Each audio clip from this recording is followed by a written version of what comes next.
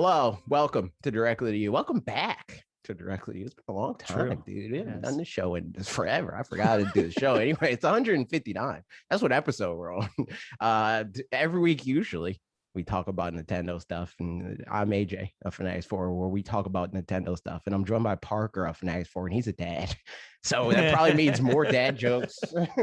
And it's allowed now. Usually I'd be like, oh, but now it's allowed. It's fine. You're allowed to. I got my license for it, you know. Exactly. Your license. Had to go. You had a permit before a committee. Yeah. Exactly. Thank you. Yeah. Right. You can support this show and the channel and Parker's Child by going to youtube.com/fanatixfour or twitch.tv/fanatixfour and subscribing. If you give us $4.99, you get a subscription on either one of those things. But on Twitch specifically, I would advise you, if you have Amazon Prime, link it to your Twitch account, because then you get Prime Gaming. You can give us Jeff Bezos' $5.99 for $4.99. He doesn't need it, dude. He doesn't need it. He has billions and billions of $4.99s, dude. So many. But in exchange for that, you get exclusive emotes, you get gaming time with us, you get free Switch keys from time to time, you get access to supporters on Discord, and also loyalty badges. But like, we need new loyalty badges. I need to talk to Alyssa for that. Because our loyalty badges are like, it's the logo, that's fine. But like, I want it to be like cool, you know. Like, cool. Yeah. We love being cool. But anyway, you could go to our supporters only Discord, where recently it's been the Smash thing. Like that made the supporters only Discord pop off for a little bit. It was like Trevor being like, yo, I want to play Smash. And I was like, okay, yeah, let's play Smash. And then we were talking about Smash. So if you want to talk about Smash or play Smash, you can do that. Or you can go to our regular Discord. It's cool there too. Duncan says yo, yo, yo sometimes. It's true. It's a great time. Yep. Speaking of Smash, I opened Smash at one point. Yo, recently. Crazy. I know. There you go. Playing games over here. That's it. That's the whole games. No, sometimes I go on Smash on your account. Really? Yeah, for the because my matchmaking is effed, and also most that explains now, like right did now. Did you get my Pokemon trainer into Elite? Yes. Yep. And Min. But you don't have Min, so it doesn't show up. Oh yeah. I was confused. I was like, because I was like, you know what? Maybe I'll go play online, and I was like, oh, that's weird that Pokemon trainers in Elite Smash. Well, and I thought it was because at some point I think like really early on, I accidentally got like Crom or somebody or into Elite Smash by just like my GSP was up from doing offline things, and I just happened to win win a match. Yes, I won one, and then he went in Elite Smash, and I was like, I guess I'm never touching him again because I don't fight with Crom. Like I don't care about Crom at all. So I figured it was like, I guess maybe my GSP was a little bit higher with Pokemon Trainer and then blow, but no, it was not that. It was just you. It was like, because like before it was a thing of like my matchmaking messed up, so I always get matched with people with terrible lag, and for whatever reason on your account that doesn't happen. So I'm like, sometimes if I want to just play Elite Smash, I go on your account. But also now it's because my freaking GSP on Min and Pokemon Trainer is exactly the same to the last digit, and I'm like, I don't want to mess that up, dude. I can't play Elite Smash anymore. And it's not even like, because I know a lot of people like that, where it's like, I got this character in Elite Smash, I'm never touching them again. For me, it's like I could win or lose, and it'll mess up what I want. Like if I win and it's not the same anymore, I'll be sad. So I'm like, that is enough justification for me to retire both Min and Pokemon Trainer, at least on my Elite Smash. Indeed. And that has resulted in my GSP for Pokemon Trainer on your account being significantly higher than the GSP for Pokemon Trainer on my account. Well, I'm happy to oblige. Yeah. That's so funny. I played Smash a little bit. I'm a young Link main, as it were, and I'm not good, but you know, I'm fine. I won one of the tournament, the non-tournament. Yeah, but like there's the two different four-player kinds. one. Yes, because all it was 4-player, and then a 1-player one. So I won that. Woohoo! Wait, which one? The 4-player one or the 1-player? Well, so it's 4-player, and then the finals is a 1-on-1, and so I won. Got you. Just one of those whole things. And then I played like one match online and accidentally SD'd right at the beginning, and then and then managed to get it down to we were both down to one stock. And then my baby started crying, and I was like, well, I got to deal with this, and I can't pause it. So I literally just like SD'd off the edge. And yeah, so I was like, well, I don't know what that's a sign for, but it's a sign for something. That I felt like I was doing kind of okay. But I mean, I'm sure if you're coming back, like, I think that is like one of the, there's a few things that's like, okay, this is somebody that understands the game more than 99% of the people that play the video game.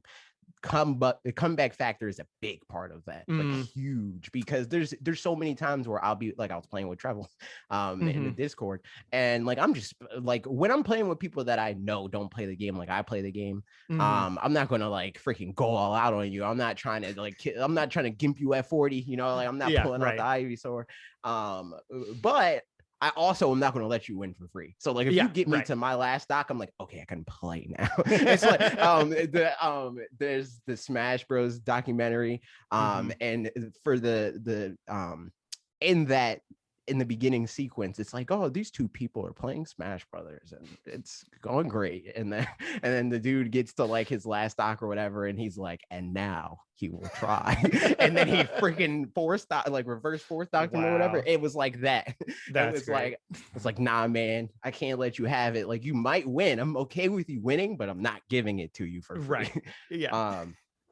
But yeah, I got another lesson I did another lesson with Tweak, and that was cool. So that's 3 now with Tweak, is that right? 2. It was 1 with the Buzz and 2 with Tweak. Right. I'm not doing another lesson with the Buzz. Yeah. But I wanted to do like a checkup. It was like, okay, it's been 3 months. Let's see. Yeah. Plus I wanted to play his Pokemon trainer because I didn't do that last time. And he was just like, again, I came in there with a very specific idea of like, I'm bad at this. And then he's like, no, you're actually very good at that, but you can get better at this. So it was like, I was like, I don't know if I like make the right decisions to play defensively with Pokemon trainer. And he's like, nah, your defense is good. But your Squirtle, your advantage state, like that, like abusing the fact that he's small, like that can use work. So I was like, okay, I'm working on like that. That you should abuse it more. Yeah, that I should just use Squirtle more. Like Tweak, like he'll strip when he used to play Pokemon Trainer, he dropped him. But when he used to play Pokemon Trainer, he would be at Squirtle at like 140. And I'm like, oh, I'm at 60. I'm off of Squirtle. I'm done. We're Ivysaur for the rest of the video game, and Charizard if I have to be. But he's like, because Squirtle is so small, and it's like there's so many times where you're weighing the risk reward of like Charizard's heavier, but also he's bigger. So like if I was Squirtle, if I got hit, I would have died sooner, but you're less likely to get probably hit wouldn't have got hit. So it's like that whole thing. And plus he taught, like, this even happened with the Buzz, where it's like there's one small thing that they'll say that unlocks my brain. Where he's like, he was like, or he didn't even say it. I just noticed that he does Squirtle down smash a lot. And I was like, I noticed you do Squirtle down smash a lot. Why is that? He's like, it's broken. Just spam it. And I'm like, okay. and that made my Squirtle so much better already. Wow, like, it's crazy. It's crazy smash. Also, I've been shiny hunting in Pokemon. And that's nice. Cool. How's that going? How many do you have now? I don't have any more than I did. Because I'm trying to get freaking Ice Cube. And I don't know how many. I need one of these days. I need to keep track of how many. What a silly Pokemon. Yeah, Ice Cube is great. He's great. But yeah, I was like, oh, the shiny hunt, and I'm probably going to stream it at some point. But I stopped because I'm going to get to why I stopped. But anyway, so I was like, okay, I'm gonna get a shiny Ice Cube because I like him. He's in the updated version of like, or he was going to be. I think I picked Lapras instead. But I was like debating between him, Ice Cube, and Lapras for my favorite ice type. And I was like, I want to get all the Pokemon that I have on that list, at least a shiny version of them. I already have a shiny Lapras. So I was like, all right, I'm getting Ice Cube. So I want to say I'm at least like 400 eggs into this freaking shiny hunt. But then I was like, okay, but also I want to like maybe use it like competitively. So I need better Ditto because I don't have a perfect IV Ditto. And then I remembered that Pete was talking about that they have those like people on eBay that like sell this like foreign 6 IV Dittos and stuff like that. So I found one that was $8 for 25 6 IV Japanese Ditto. Wow. And I was like, yes. Wait, why do you need 25 of them if you? Because they're all different natures. So instead of doing the whole process of like, I want a jolly ice cube, normally I would have to find a jolly Pokemon that's probably not Ditto, breed that, get that and it has to be same egg group as ice cube, blah, blah, get that, breed that with, and it has to be a male also because the female ice cube, blah, blah. And then you breed that with your ice cube, give that Pokemon an Everstone, and then the ice cube that comes from that will have that nature. This way, I completely get rid of that step. I can just be like, oh, I need adamant nature. I'm going to use my adamant 6IV Ditto. Yeah. So what was I about to ask? Something Ditto. So do they, are their Dittos hacked or did they just breed a ton of Dittos? You can't breed Ditto. This dude probably hacked it. Because I got it from Pokemon. So the process, what I thought was going to happen, and I guess this used to be what was required. I thought it was going to have to trade, like just get fodder Pokemon and trade for all 25. And I was like, it's going to take forever. But we did it from Pokemon Home, and you get a moving key. And then basically what it does is it imports a box, or at least here it imported a box of Pokemon from Pokemon Bank onto Home. So it was very easy. The hardest part about it was just that he was in a different time zone. And he was like, oh yeah, I'm available from midnight to noon on Wednesday or whatever. And I was, or like midnight Thursday to noon on Thursday. And I'm like, yeah, no, I'm not going to be available. And I got a video to make. So I did it midnight to noon today. Man, okay. I've got so many questions just as far as like, $8, like that's a great deal. I feel like on your end, like does that feel worth it on his end? So like, I mean, they've got to be hacked because it can't be worth that much especially if work. they're hacked. If they're hacked, it's very worth it because it's not hard. Yeah, but like, then I wonder how many people he sells it to where like, you know, because if you're getting like a couple hundred people total, then totally worth it. 100. Yeah. But if you get like 7 people, like it might not even be worth hacking at that point. But like, you know, whatever. Market's a market. So. Speaking of Pokemon, though, I have been playing new Pokemon Snap. Ashley and I have been playing that a bunch, and like that's pretty much our. So my daughter's name is Ezra. We were, man, it's a very long story as far as like how all the adoption stuff went while we were down there, but. We got the Facebook post. I saw the Facebook post and it was like, oh, that's pretty long. And then I just saw it was like the see more, and I was like, oh no, this is very long. And and that's like one sliver of the whole thing. So but in any case, when we got the call, the like, hey, she's born, and then there were some oddities with there. But in any case, when we got the call, hey, she's born, we were just hanging out on the couch playing new Pokemon Snap. So forever that game's going to be associated with like her infancy and stuff, because like also we've been playing it since then, so that's fun.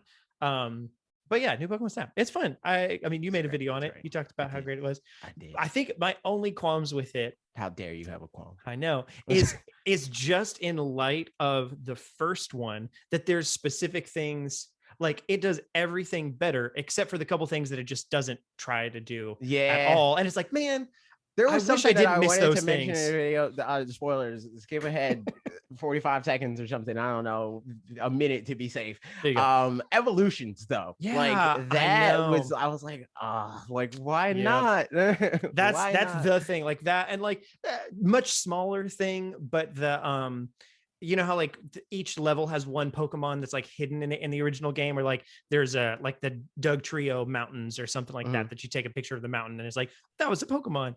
Like those two things are things where like it doesn't matter, but at the same time like it does. It feels better. So you specifically saying, so when you said the hidden Pokemon, that's what you're talking about, the Pokemon sign. Well, no, that was mostly like, the evolution things. Because yeah. But I'm saying like I thought you were saying like there's hidden Pokemon. Like there's hidden Pokemon in this video game, but there's no like hidden signs. Right. Yeah, exactly. Just like and like that's a dumb thing. Like that one doesn't matter nearly as much. But the dumbest complaint I saw for new Pokemon Snap, and I mean dumb in the every sense of the word, for the person that is complaining about this thing, is that I saw Larry Lur, who's a Smash Brothers player, he was playing this and he made a video about it. He was like, man, this game sucks because it only gave me a 1 star and it was perfectly centered and like all this stuff. I'm like, dude, You don't understand how it works. Yeah, it's like, no, you're just stupid. Like it didn't give you a bad grade. That just was like a very common picture. So it's like, right. That's what the 1 star It's like means. having a mint common Pokemon card. Like it's in perfect condition, but it's a common card. Like that's just exactly what it is, you know? It's like whoop-de-doo, you got a mint condition freaking Machoke from Gen 3 or something, like one of my 57 Staryus or something. I do have so many Staryus and Bellsprout, I think, are the Pokemon cards I have the most of. Speaking of that, I bought a whole bunch of Pokemon cards. I saw and I bought so many Pokemon cards kind of by accident, but I'm okay with it, because I bought 2 of the one Elite Trainer box, because I was like, okay, are they not doing 2 this time? And then I was like, oh, they are doing 2. I just bought 2 of the one, so I'll buy 2 of the other one.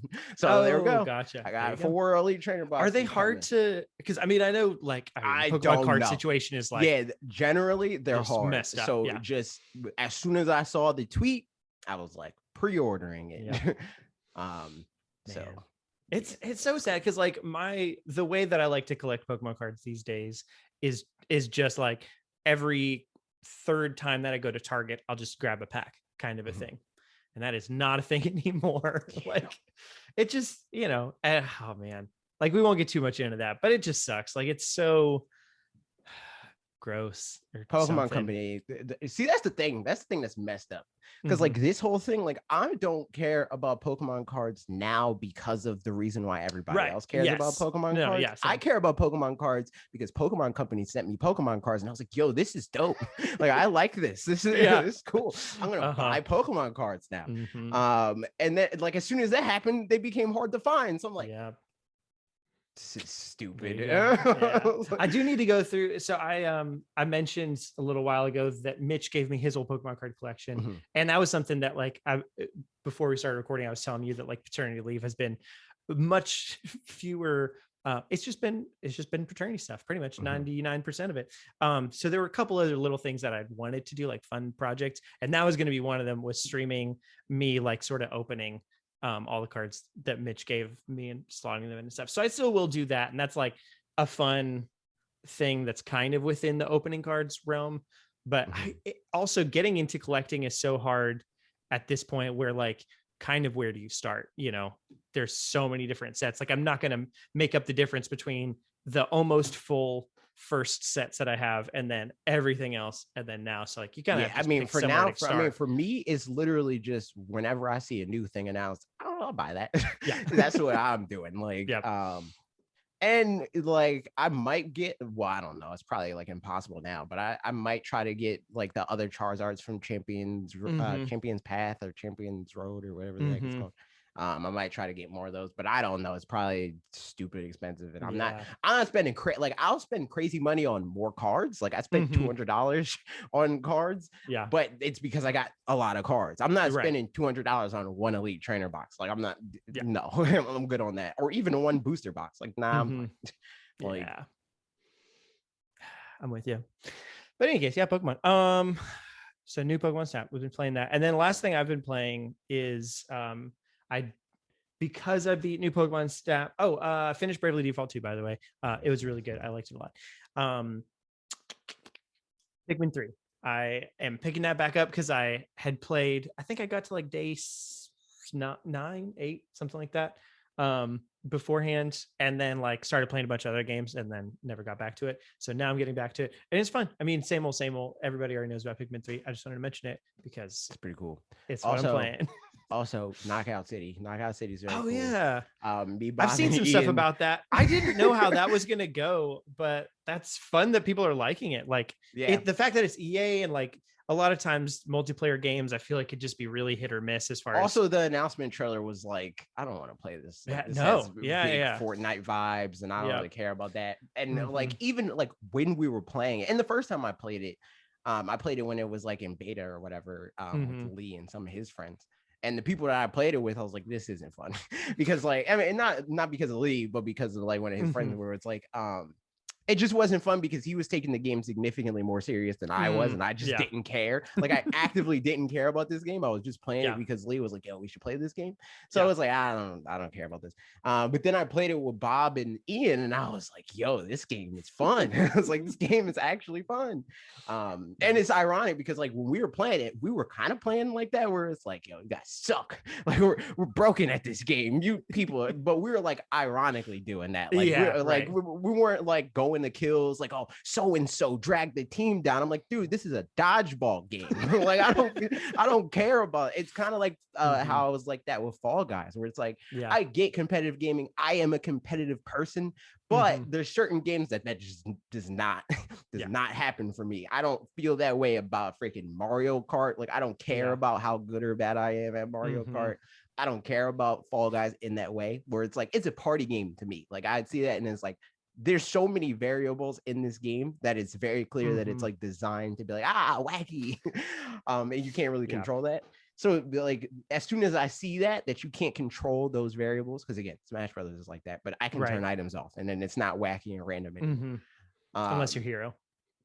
Yeah, but even Hero, it's like if you just outspace, like there's like burst range. If I stay outside of his burst range, he's gonna die. Like I could just Ivysaur him to death. Is anybody really good with Hero? Like yes. Okay. Yes. Because like Hero, you don't even need RNG to win with Hero. Like Hero's not like crazy good, but he's not bad either. So it's like you don't have to be like, I'm just gonna spam the menu, which that if you're lucky can get you pretty decent, like crazy early kills and stuff like that.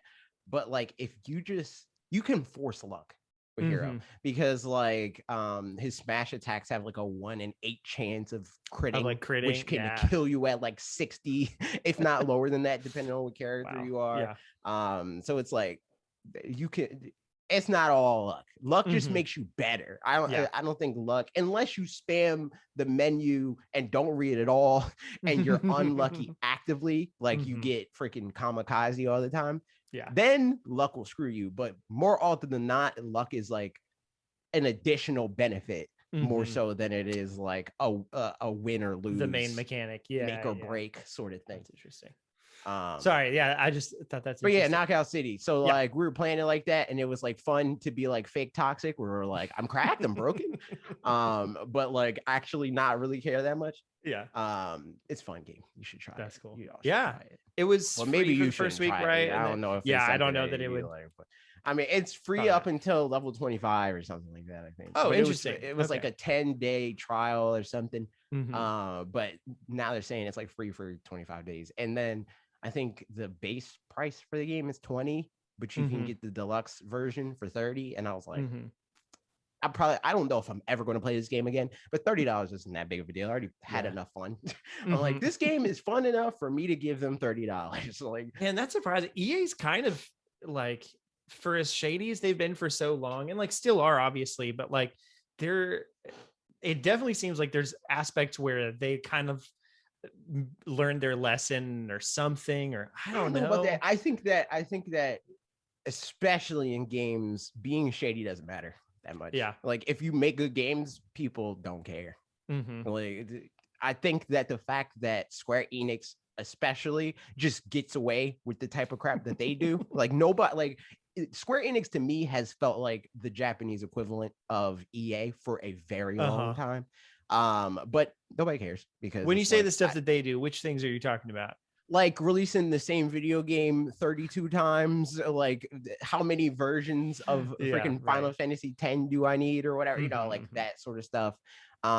Or the type of like microtransaction stuff that they do, or how they handled the Avengers situation. Like there's just a lot of times where they just do bad business stuff, and people are like, well, more often than not, I think it's because it aligns with the things that they like. Like Avengers. It's like, well, I'm a PlayStation user, so I don't care that this is crappy. But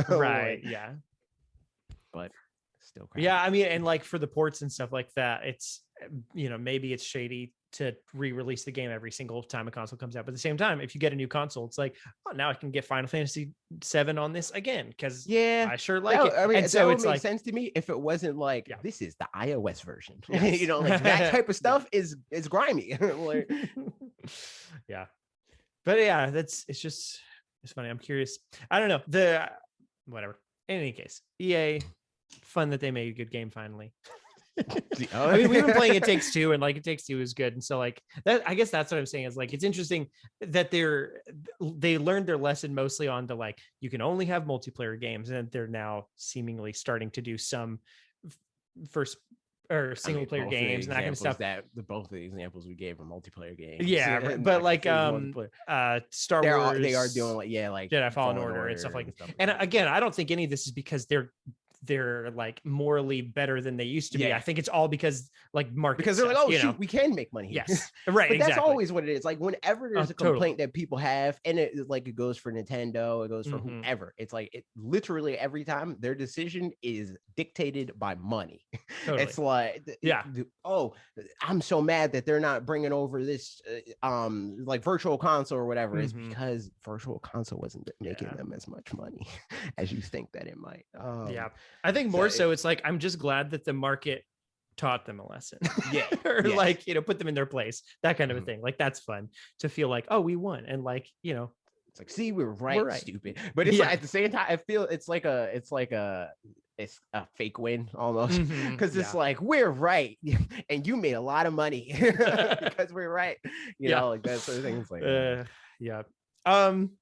but yeah, those are the games we're playing. As far as things that we're right about, we are right about what's going to happen at E3.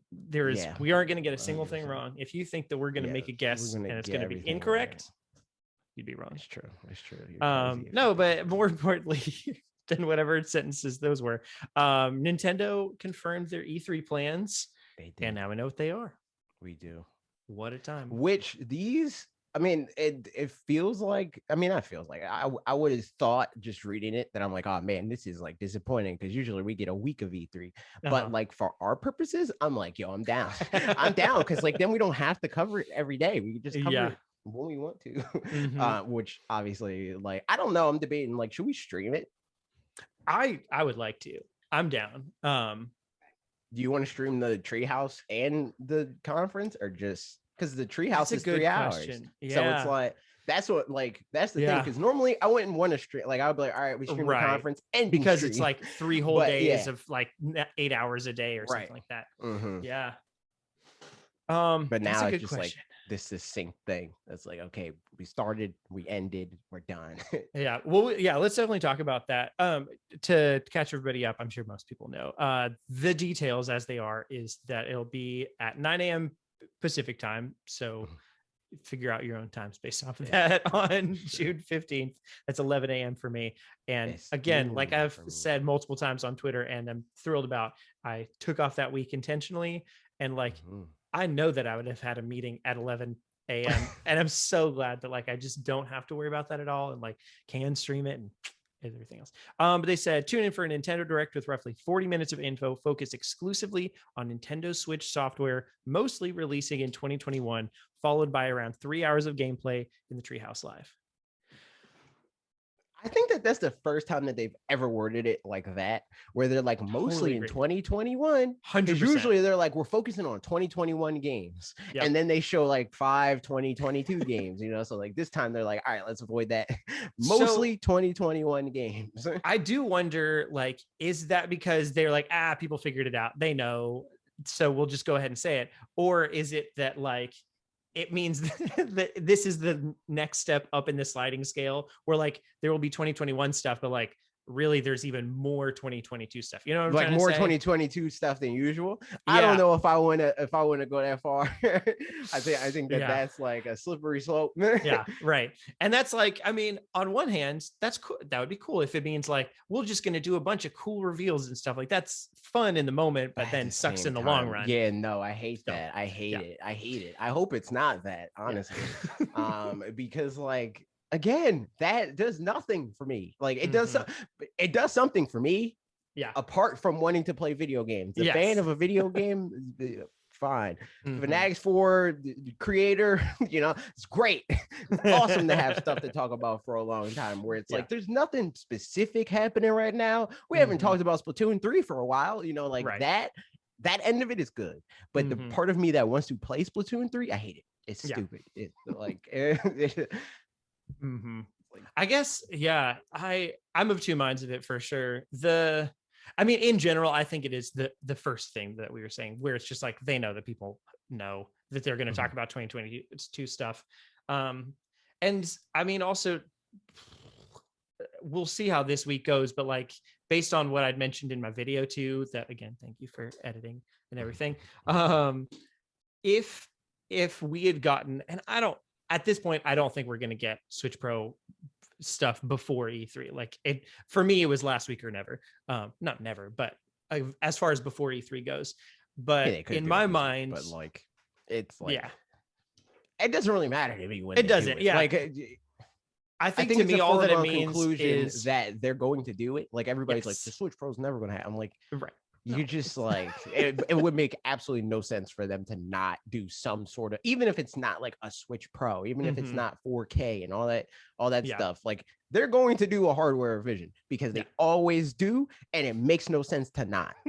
The only time that they haven't done hardware revisions is when the console wasn't successful. And this is successful. And also they pretty much always do it. They always do at least one with their handhelds. So this is both this is a successful home console and also it's a handheld.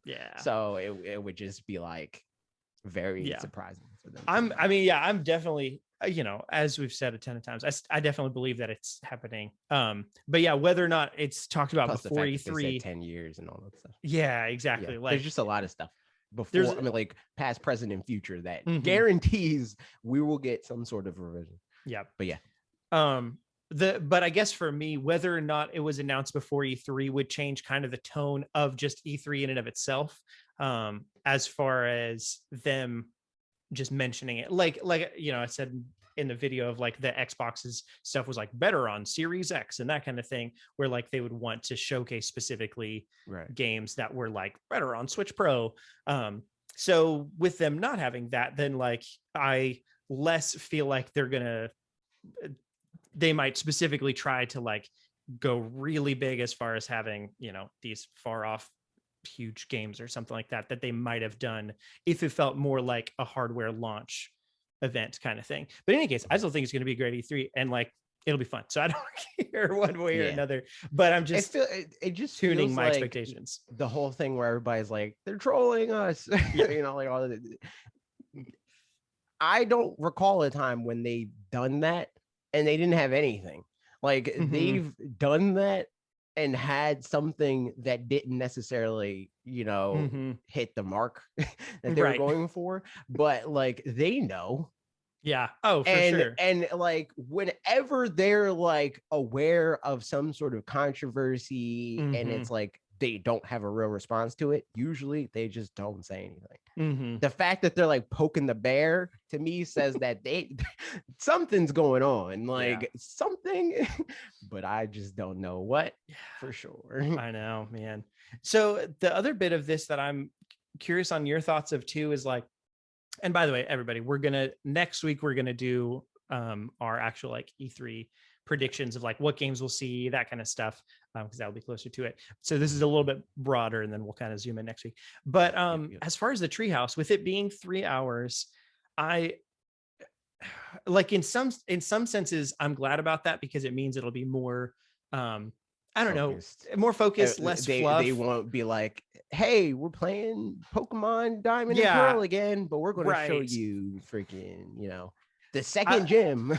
Right, exactly. Like I remember seeing, when they were showing Viridian Forest and Pokemon Let's Go Pikachu and Eevee, and I was like, this is the second time you've shown Viridian Forest in Pokemon Let's Go Pikachu and Eevee or whatever. And I was like, I don't really care about this that much. There was like an even more exaggerated version of that with 2018. Where they're like, there will be 30-minute segments on like Ice Climbers is back. Let's do a bunch of fights with Ice Climbers. Oh man, that was a rough E3. I feel like just because like if you didn't love Smash, then it was like kind of mid for most the things. thing is, like, even I love Smash, but like I don't care about Smash in the way that they're playing Smash. And I like the like focusing on a character thing for two characters. It was Inkling and Pokemon Trainer. Those were the only ones I cared about. And the tournament was cool. But like again, those things of like we're focusing on ice climbers or like this other character that got like a drastic change or is bad, like Snake or Pichu, you know. It's like I'm not gonna watch a 30-minute segment on a character that I'm not gonna play as. Like so like within 3 hours, like it will be more focused, which is great, but also it means like, does that mean that we don't get to see some things that we would have seen otherwise? And my guess also is probably like, now that they've done tree houses just like kind of willy-nilly they did it for Pikmin 3 Deluxe, they did it for Age of Calamity, for Paper Mario, just throughout the year. Bakugan, the highlight, the glorious Bakugan, the inaugural freaking pandemic treehouse. That's the one. We'll remember it fondly. So probably they'll do more of those before some games that come out, but like I do wonder if that means that we don't get to see certain things that we would have seen before, and instead we'll see, like, I can't imagine we won't see Mario Golf, which like I'm excited to play that game, but I don't care about treehouse stuff for it. I mean, like I don't see, that's the thing. Like I don't know how they're gonna handle it, because like how they've been doing directs recently, because before it was like we would be like, well, there's got to be a direct because they haven't talked about Paper Mario yet, and then they're like, we have Twitter, like that sort of stuff. Like if that is the mentality that they have here, maybe the Treehouse Direct, Treehouse Live is literally just stuff like, oh, we didn't mention this game, but that's coming out in 2 months, because they usually do that in Treehouse streams, where it's like it'll be a full day of stuff, and then they'll have 2 smaller or even just like games that like, be it size in scope or size in like the fan base that it will exactly. So like I wonder if that is like more of the stuff that they'll focus on, if it's like, oh yeah, we just had this 40-minute direct of all these games that are coming out, and then we're going to have 3 hours of stuff that we didn't talk about there. You know, like or a balance of the two, where it's like it's 2 hours of stuff that we talked about there that we want to elaborate more on, and an hour dedicated to stuff that we didn't talk about there. I'd be down for that. And like honestly, if it's pretty much anything outside of Mario Golf and Skyward Sword, because again, I'm excited about both those games, but there's enough known information there that I don't need more about it. If it's anything outside of those, I'll be thrilled. If it was just 30 minutes and it was just Breath of the Wild 2, I'd be thrilled. I wouldn't care. Like, you know, so my expectations or my needs or wants or whatever are pretty low, as long as it's not just the things that are about to come out entirely, you know. That would be a bit disappointing. I hate when they do that. Like the only time that I want to see, there's this like trajectory of like reveal to game is out and on my Nintendo Switch console. I'm down with the reveal trailer. This thing is happening. Great. We don't know much about it. It did this short little tease thing. That's nice. Splatoon 2, you know, like show a little bit of gameplay, but it's like abstract, where it's like, did they change this? You know, like that sort of situation. Breath of the Wild, the sequel or whatever, is like a version of that I don't really like that much, because it's like a little bit better than a logo, you know? But like showing a little bit of gameplay is like, okay, dope. Then after we see that, I'm down for one more trailer. I don't want to see the game ever again after that. Do not show me until it's out. And like, especially the way that they do, like, I love RPGs, but the way that they do RPGs in directs, oh my goodness. Like you could love Bravely Default 2 more than any other game in the world, but 7 minutes about the exact mechanics of Bravely Default 2, like you're sold, you know. And like whoever doesn't care about RPGs isn't going to be sold by that. They're going to be turned off by it. I'm like, I don't care about Bravely Default. Showing me the mechanics is like, like, you're making me dislike this game. I don't care even more. So I think like there's definitely some times where they feel like, man, we need to just make sure everybody knows everything about whatever this thing is. And it's like, no, you don't. So we'll see how that goes. But yeah, we should definitely stream the direct part, and then maybe some of the Treehouse too. Again, I guess it depends on what video stuff is going to be like, but We'll see. Yeah, that's another thing. I'm probably just going to preemptively be like, videos coming out Wednesday, like that. That's sort of thing. That's true. Otherwise, though, we did. So again, tune in next week for our like more specific predictions of like, will we see Breath of the Wild 2? Will we see Metroid Prime 4? We're going to talk about it then. We did get the rest of the schedule for E3 for other things. And we don't have to like get super in depth on this, but basically on Tuesday, on the 12th, we're seeing Ubisoft and Gearbox. On Sunday, we're seeing Microsoft, which is Xbox and Bethesda. Obviously, Warner Brothers, 24 Entertainment. I don't know what that is, but that's a thing. On Monday, Take-Two, Mythical Games, Freedom Games, Razer, and Capcom. I don't know who any of those people are. Except for Take-Two and Capcom. Yeah. Is Razer the phone brand? No, that's a Motorola Razer. The computer, the computer company. Oh yeah. And then on Tuesday, Nintendo and I forgot Sunday also has Square Enix. It was in a different font for some reason. And then Tuesday, Nintendo, Bandai Namco, and Eureka Games. So whatever that is. Oh, and Verizon and Intellivision will also be featured. So yeah, this will be an interesting time. I'm excited about which of these, we don't have to talk about it long, but which of them are you actually going to go out of your way to watch? I'm going to watch Xbox because same. I have an Xbox. I'm going to watch Square Enix begrudgingly. I'm going to watch maybe Warner Bros. Take-Two, probably not. Probably not Capcom. So it's probably and Nintendo and Bandai Namco. There's it's weird. I think because one of my earliest Zelda games that I ever played was Oracle of Seasons. Part of me I feel like I love Capcom because that was like a logo that would come up every time I turned on the game, and it was like I was very tied to it. But and then I just realized no, I don't care about a single thing that they do. Yeah, I like Mega Man. Mega Man's cool. Yeah. And that's it. I mean, that is the only Capcom thing. I haven't spent much more time playing Monster Hunter, but I like to. I really, again, I thought paternity leave, I'd be like having to. I'm gonna do stuff max for a out while. Everything in Monster Hunter. It's gonna. But no, I have not felt like I have energy for up to a 50-minute raid right now. Or Monster Fight. I just haven't been there mentally. So it's just not happened. But yeah, I think about the same for me. Yeah, definitely. Definitely Xbox. I don't care about. I feel like if there's anything Ubisoft I care about, it would be in one of the other presentations specifically. Did I say Ubisoft? I might watch Ubisoft, but not Gearbox. Gearbox can freaking go bankrupt. I don't care about it. I actively dislike Gearbox. Ubisoft to me, just there's other times that I've watched it, and they have cool things sometimes, but I think they usually have at least one game that I'm like, yo, that's pretty sick. Like Beyond Good and Evil 2. I'm like, I'm playing that video game.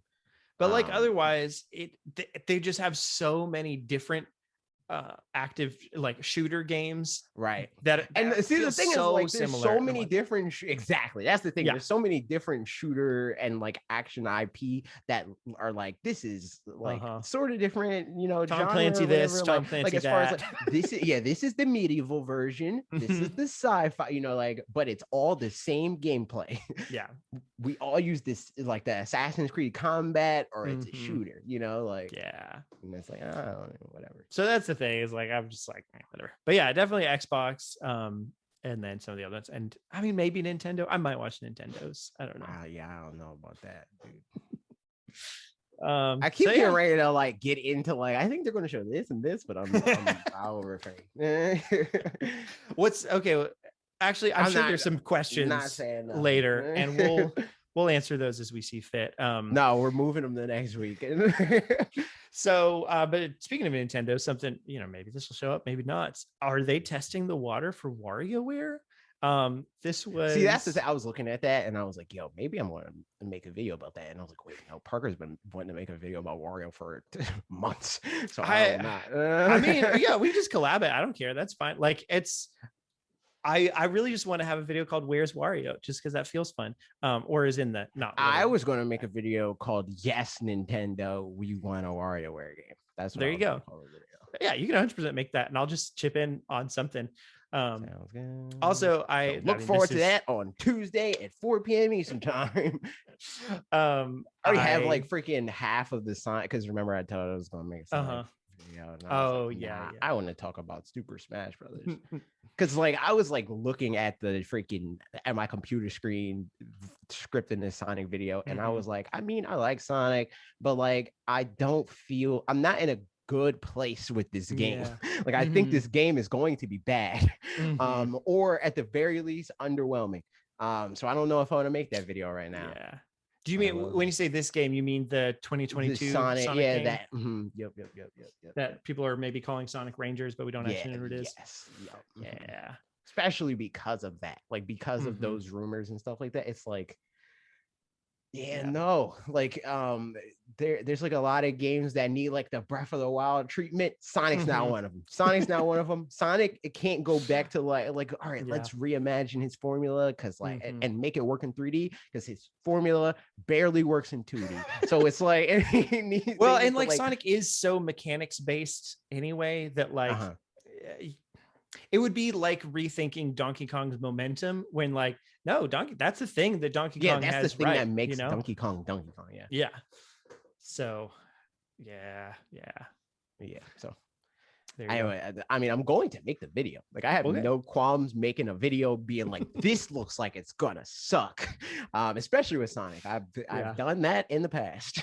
I mean, and somebody pointed out too, I think I was listening to Nintendo Life's discussion about some E3 things or something like that. And I think Xeon pointed out on there that maybe I'm totally mixing up who said this, but I thought it was him. That there have been times before that they've announced like a teaser for Sonic Forces and then very shortly after gave an actual trailer for it. So maybe they're like whetting people's appetite, and it could even show up in Nintendo's Direct like with a little bit more and give a name or something like that. So maybe we'll find out a little bit more about it by then, and then we can complain about it. But we'll see. It is funny. This is a very aside. In addition to making Nintendo content with you, I also still am like the 2017 Parker that just wanted to watch YouTube videos about E3 things and Nintendo things or whatever. But my tastes have gotten a lot more refined in the variety of conversation I like about it, because like, I don't know, I feel like some people have become too cynical or too something. So where like, it's frustrating because there's way more Nintendo channels than ever, but I only have like 3 or 4 because most like of the way they talk about it. Like, see, but the thing is, like, even back then that was the case. Like most of the Nintendo channels that like blew up were people being like, yeah, I'm not too hot on Nintendo. I'm a real Nintendo fan, I call Nintendo out when they need to be called out. I call Nintendo out when I think that the most people are going to agree with me. And that's just, it's not my bag either. I think that's mostly why I mean, there's the side of it that's like, I don't want to engage with this because like I engage with this all day apart from watching it. But also I don't want to engage with this because I just think that it's like, I don't know, it's just like a like it's bad faith arguments, and I don't have the energy for that. Like, and I'm not going to call it like any specific channels or because its tone is such a subjective thing anyway, where it's like for me, somebody could sound like they're being unrealistic in one direction or the other, whereas somebody else who's more lined up with theirs, they'd be like, yeah, that's totally right. And like, I don't want to break the glass for the way that you see somebody or something like that. But that said, I've been watching a lot of Nintendo Life stuff recently, and just like, I mean, we're good friends with Xeon. He's great. And I was just going to say too, I reached out to, maybe this will happen, reached out to John about a video idea that I had that he had made a video about something recently. So he might cameo on something, which would just be a fun time. I'll tell you more about it off air. But Warioware, here we go. Andrew from Beta 64 got a question in a survey from, I don't know what the context of the survey is, but basically it asked, would you pay $50 for a Warioware game? And then explained what Warioware is. from Nintendo. They just asked it in a thing, which is like, what a very specific question. So specific, yeah. And they don't do this for other stuff. So like, I don't know. Weird. What's your takeaway on this? I would give them $50 for a Warioware game. There you go. I would give them $60 for a Warioware game, depending on the Warioware. I mean, not even depending, honestly. I like, as long as it's not just a bad game. It was like very obviously like something that was bad. Then I would be like, I don't know about that. Yeah. But like, I like Warioware games. Yeah. Is Warioware ever Warioware on Wii, which is Warioware was on Wii, and it was also on GameCube. Has it been multiplayer before? Yes. Okay. What's the one on Wii called? Warioware? Smooth Moves, I think. Oh, you're right. Yeah. So okay, because I definitely think if it's on Switch, it's got to be multiplayer.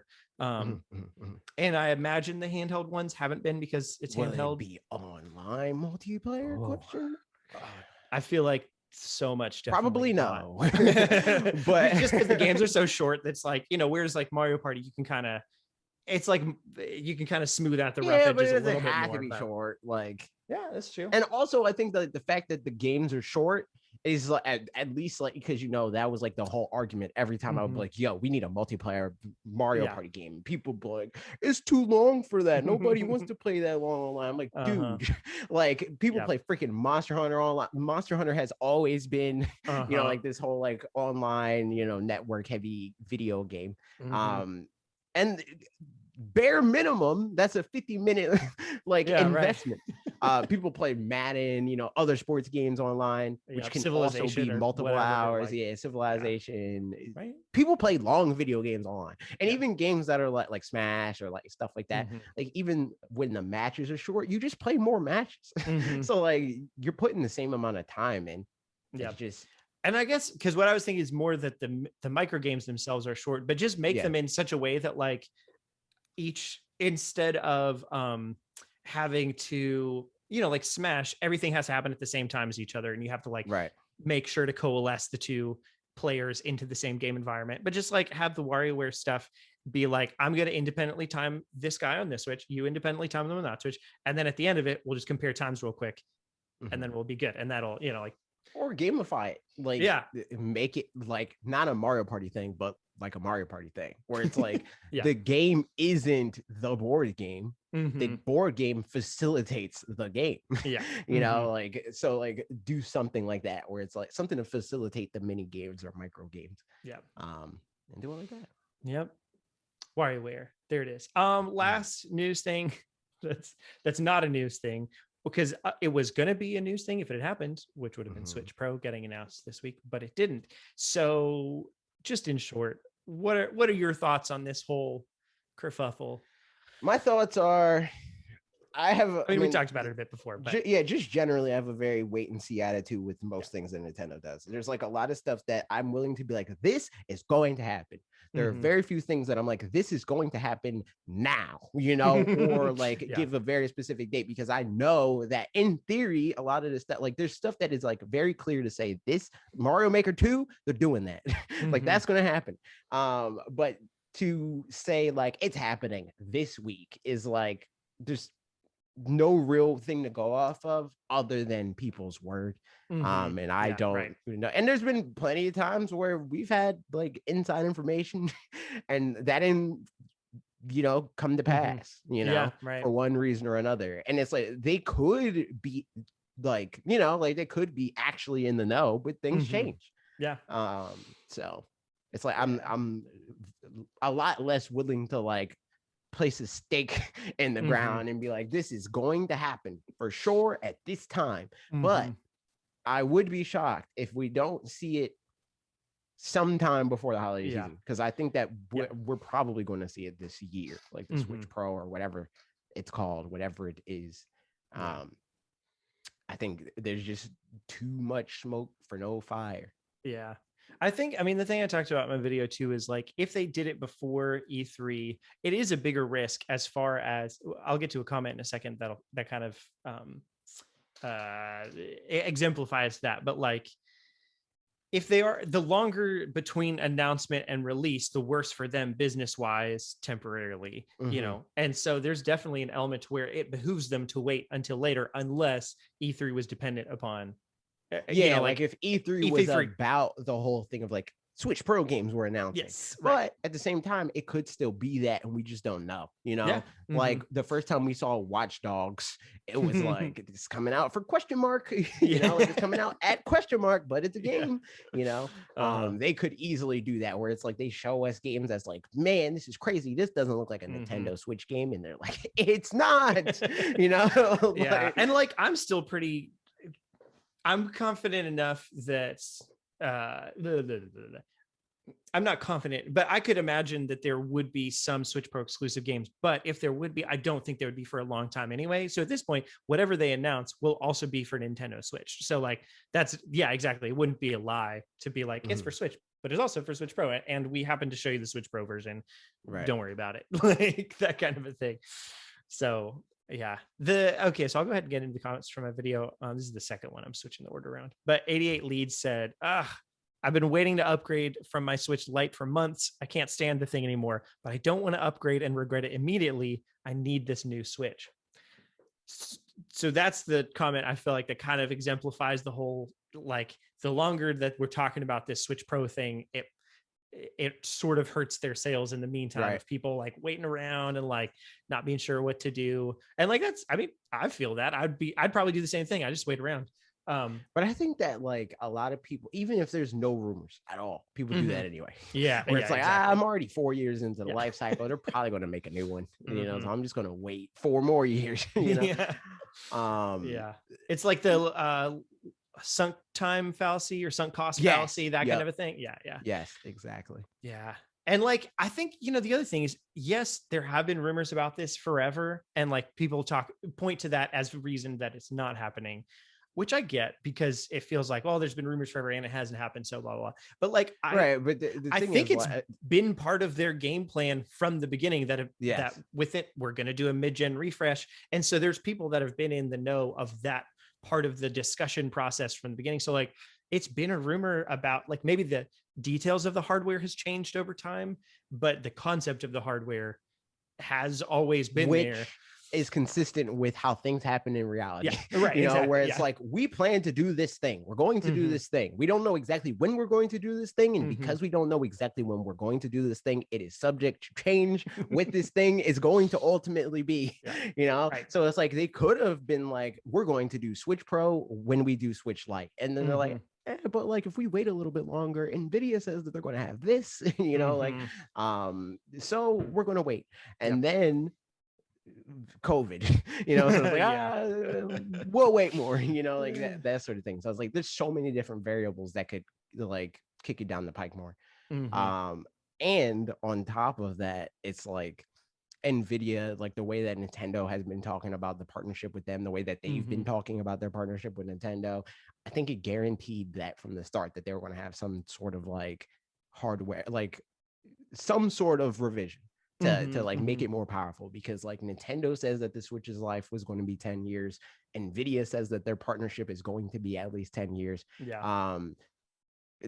not going to happen just with the Switch that we have now. That's just not a thing. Like even if you look at Super Nintendo, I mean, not only did it get a revision, but also like the games themselves were revised. The games themselves, they're like, we're going to put hardware in this game so that it's punching above its weight.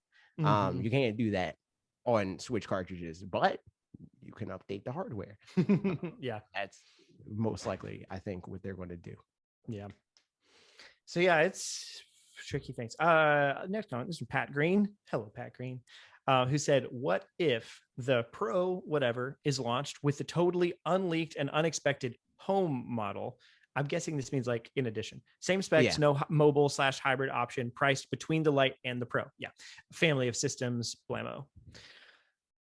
That'd be cool. I mean, I was like, I still feel the same way about the Switch that I did when we were like, when the Switch Lite was like rumored, where I was like, that's kind of stupid. Where it's like, I get it from Nintendo's end. It makes sense. It makes complete sense because like handhelds are their market. Yeah. So for them to be like, hey, here's this handheld and it's $100 cheaper than another thing, like from their end, it makes a lot of sense. From a consumer end, it doesn't really make sense unless you're like trying to like when you're buying it for kids, like that sort of thing. It's like, yeah, buy a Switch Lite. But if you're an adult and you're buying it for you as an adult, buy the regular Switch.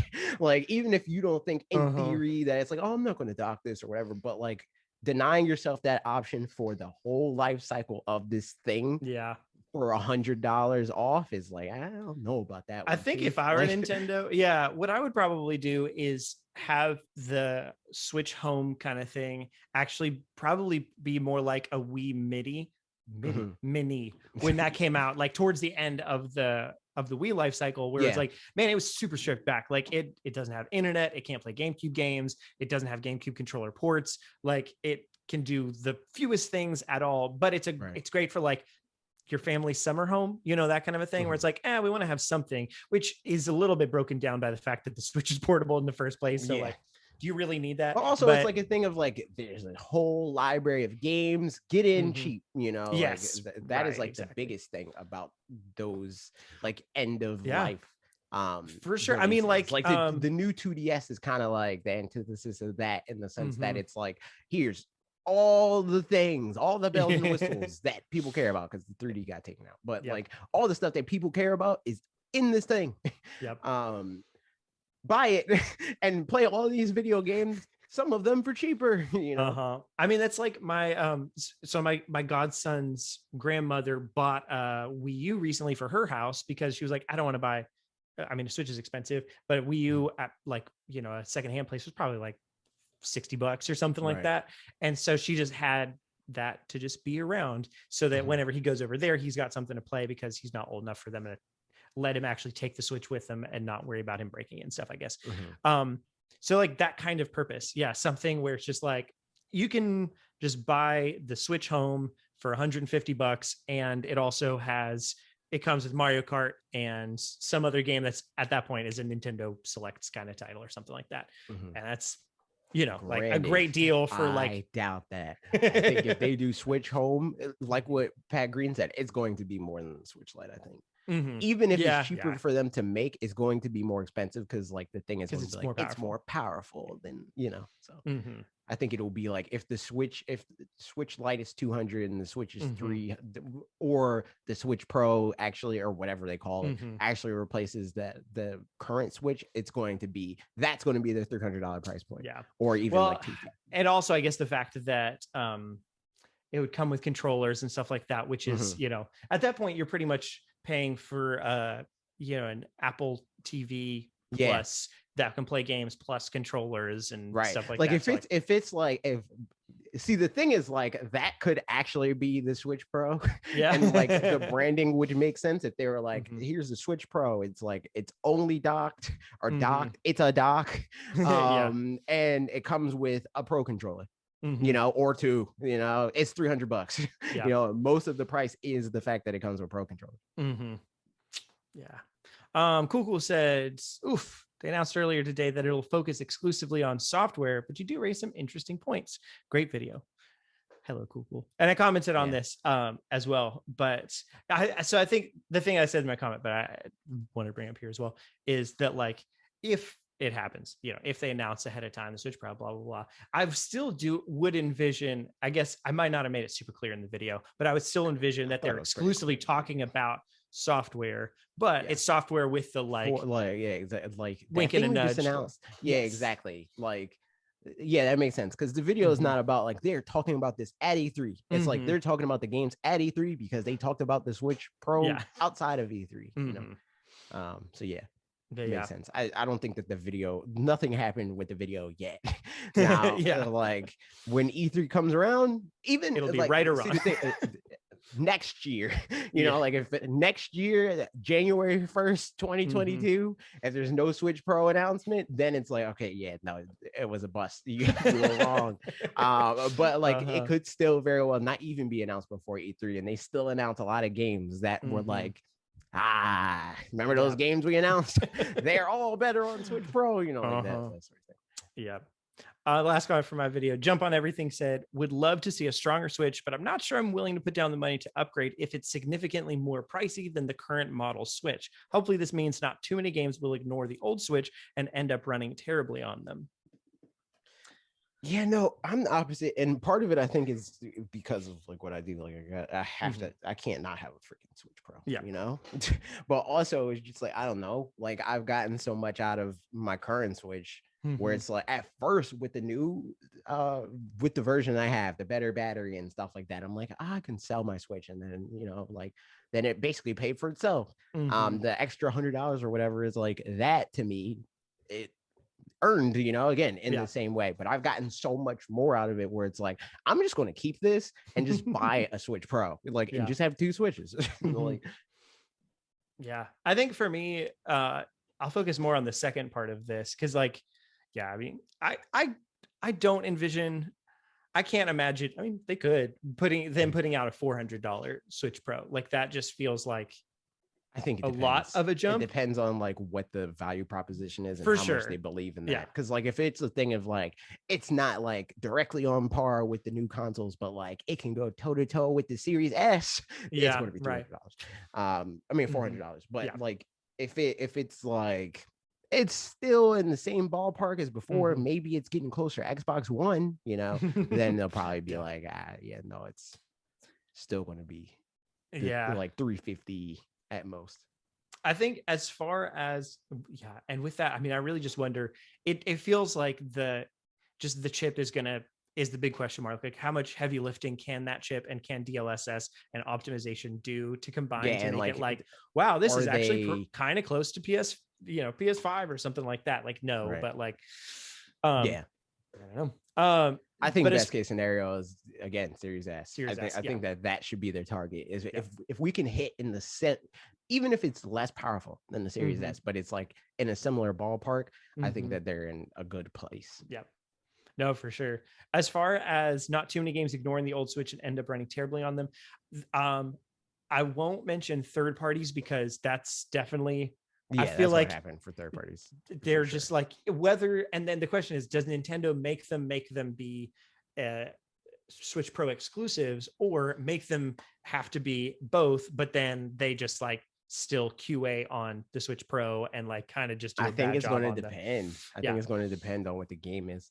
Like if it's just any like Joe Schmo, you know, indie dev or even like smaller like a AA title from like Activision or whatever, they're like, or Activision doesn't really do double like Ubisoft, right? Them being like, oh, we're making another freaking Unravel or whatever, like they're probably gonna be like, it has to run on both. But if freaking Take-Two was like, all right, we're putting Grand Theft Auto 6 on there, they're going to be like, all right, do whatever you want. You know, if you just wanted to be Switch Pro exclusive, that's the equivalent to like the Doom conversations and the Witcher conversations where we know that Nintendo went to those companies and was like, what can we do? Like, let's make these things happen because it's important for us to have this foot forward of like, you know, good looking game stuff. But as far as first party stuff, I really think that like, if there's a chance, if there's a game that they're working on that would look terrible on the base model, they would make it exclusive. Otherwise, I think we'll be good, you know, because like, take Mario Odyssey, for example. Like I think it's 900p all around. But it's dynamic resolution to where I think it's like 720. Oh, right. Yeah, exactly. So like, but in docked, like it doesn't go up to 1080p, whereas, but then you plop that on a Switch Pro, theoretically, then it goes up to 1080p, maybe DLSS brings up to 4K. I don't know.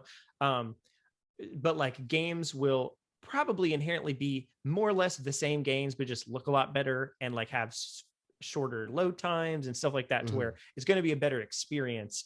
But I think it's going to be new 3DS. Yeah, I think almost to a T. I think honestly, I think that they might do more exclusive games, even Nintendo, than they did on new 3DS. I don't think that they're going to do mostly. Like it's not going to be that, but I think that they're going to do more. And I think it'll take a little while, but I think it's because like the new 3DS, I mean, it had a decently long lifespan, but not where it was at the top. Whereas I think the Switch is going to have a much longer time where the revision is going to be the only thing that's sold and it's going to be like selling well and doing great and stuff. So at that point, they're like, I don't know, we've got 30 million people on here. We might as well, you know. And then it's just up to people whether or not to upgrade. Yeah. I mean, it'll be super interesting because like at this point, we're pretty much predicting a whole new console release. You know, it feels a little like vaguely similar to being at the beginning of when the Switch was coming out and like imagining that whole thing, but not quite the same. I called right. I even got the chipset right, and it's messed up that they made that article about like YouTuber Wolfden and like, yo, I called the chip. Like, yeah. Speaking of things you called some Smash DLC updates that you hope to see happen before the game's done, and people commented on it. Put Vmon in the video game. Vmon is cool. Vmon is the only Digimon that matters. I don't care about Vmon digivolve into. He digivolves into freaking I don't remember his name. Oh, he's the one that he Blaziken pretty much. Yeah, but he's a dragon. Sorry, Mega Man, love you, but I know Mega Man loves Blaziken, but he's Flame Dragon. Yeah, man. He's a dragon version of Blaziken. He's cooler Blaziken. Plus, he's blue, which makes him even cooler Blaziken. It's like Blaziken meets Bisharp or Bisharp or however you say that, because he's got a little like thing coming out. Man, Digimon are so odd that there's like so many. Because I don't think like looking at this, they're so overtuned for the most part. It's like that's why. Well, I was gonna say even like just like branching paths of like I don't think this is all linear. We're like Demi Vmon, Vmon, Flame Dragon, Raid, whatever, and then like but X Vmon is like obviously in a different direction from something else. So. Yeah, there's like, and then there's the thing of like you're freaking combine it with your Digi Destin dude or whatever. I have to say, for as much as like I don't care at all about Digimon, I do have like it pulls nostalgia strings even more than Pokemon does because I don't have the like current memories of like Pokemon. I've pulled it into the present over time, whereas Digimon has just stayed in 19 like you can see Pikachu and the first thing that comes to mind is Pokemon Sword, not Pokemon Yellow. Right, exactly. Yeah. But like there's and there's definitely some like Gen 1 sprites that'll do that where I'm like, oh man, that brings me back because like I forgot Blastoise looked so terrible especially in red and green, red and blue too, but like even more so red and green. Yeah. So but yeah, Digimon like it's still just because I don't think about it at all. I'll see something I'm like, whoa man, that brings me back. But yes, here we go. Feldo said 3 fighters will be revealed. Scenario 1, Dr. Robotnik and Tails, both for the 10th spot, with Master Chief for the 11th spot. I doubt it. I doubt if I could see Robotnik or Tails. I doubt they would do both. As like Echo Fighters or like just like 10th spot, we're just doing 2 characters. He said there. Huh. Yeah, no, that sounds like 2 separate characters just from the same franchise. Yeah, like I don't think it makes sense in any way. Yeah, I mean, maybe it's thinking in the same regard as like Steve and like Creeps and stuff like that. Yeah, but those, I think that doesn't make any sense. But those were Echo Fighters, so like exactly. This one you can't really do that. Well, they're not really Echo Fighters. They're the same character. They're just different skins. But these characters would have to be Echo Fighters. Yeah. Or completely separate characters and just be a lie that it's one spot. Yeah. So, but of those, I don't know. Would you have a preference between Dr. Robotnik and Tails? Tails, I guess. I don't really care about either one of these characters because like they already messed Sonic up. Sonic is freaking gross in Smash Brothers. Yeah. Like he could have been so much more cool and less annoying to fight. But they're just like, you know what his moveset should be? All spin dash. Yeah. Every move should be spin dash.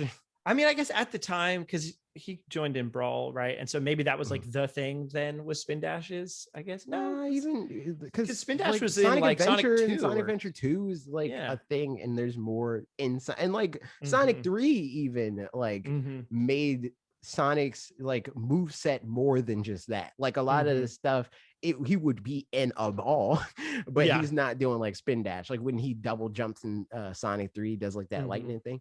Like they could have did more stuff like that. They could have pulled from Sonic the Fighters, which is like Mhm. even older than Sonic Adventure. Yep.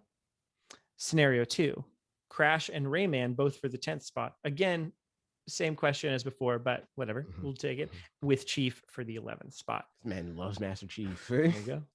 My dark horse prediction are Cosmos, Sora, or Porky Minch. I don't know Porky Minch to promote an Earthbound remake or something. Yeah, no, that's a reach. The only thing, I mean, this is very an aside. I could see Sora though, but like I don't know who Cosmos is, but I could see Sora. Cosmos is from Xenogear, I think. It's Monolith still. Like Monolith doesn't own all of some stuff because some is owned by Bandai, but I think that character specifically is like a main character thing that was in Xenogear or something like that. Gotcha. And then we'll get a bonus fighter that's either Waluigi or Pokemon Trainer from Legends or Zelda rep. If a Gen 8 Pokemon gets in and it's not Urshifu, that'll be asinine. Disagree. I think the opposite is true. Like when Urshifu first got announced and everybody was like, yo, that's going to be a new Smash character. I'm like, nah, Urshifu's like flash in the pan material. Like he's cool, but I don't see anybody like making their profile picture Urshifu right now. You know, like Urshifu seemed like an algorithm Pokemon. He like gives me kind of like, and like it worked less than like Score Bunny. It gives me Score Bunny vibes where it's like they made this Pokemon knowing that people are going to love this Pokemon. In the same way that there's like past Pokemon experiences, you know, like with how there's different Pikachu clones and stuff like that. Like, yep. Urshifu's an industry plant. It's basically what I'm saying. So what you're saying is it should be Ice-Q. Exactly. In Smash. There. Exactly. The thing I was going to say is like totally separate from Smash. It is odd to me still that like, and it could be completely random, but that Earthbound and Earthbound Beginnings aren't on Switch Online. So like, but like, I can't make the jump that like therefore Mother 3 anything. So there's nothing to fill in that gap of like therefore anything. It's just like, but why haven't you? I don't really know. So because when they do, they're gonna make so much money. So they're like, yo, let's just tease them. Because then when we do it, we can charge $30 for Mother 3. Perfect. And it will sell 30 million copies. Casper 3237 says Beautiful Joe or Travis Touchdown would be out of left field as new Smash fighters. I just wanted to throw those names as possible unlikely contenders. I'd be down. I would especially like Travis Touchdown because it's one of those things that like, oh, he's a Mii fighter costume, so he's confirmed to not come. And like, you're stupid. Never have they ever said that. Like, it does not make you galaxy brained to be like, they haven't done it before, so therefore rule. You know, like that's man. As going back to like the thing of like people talking about E3 predictions and all that stuff.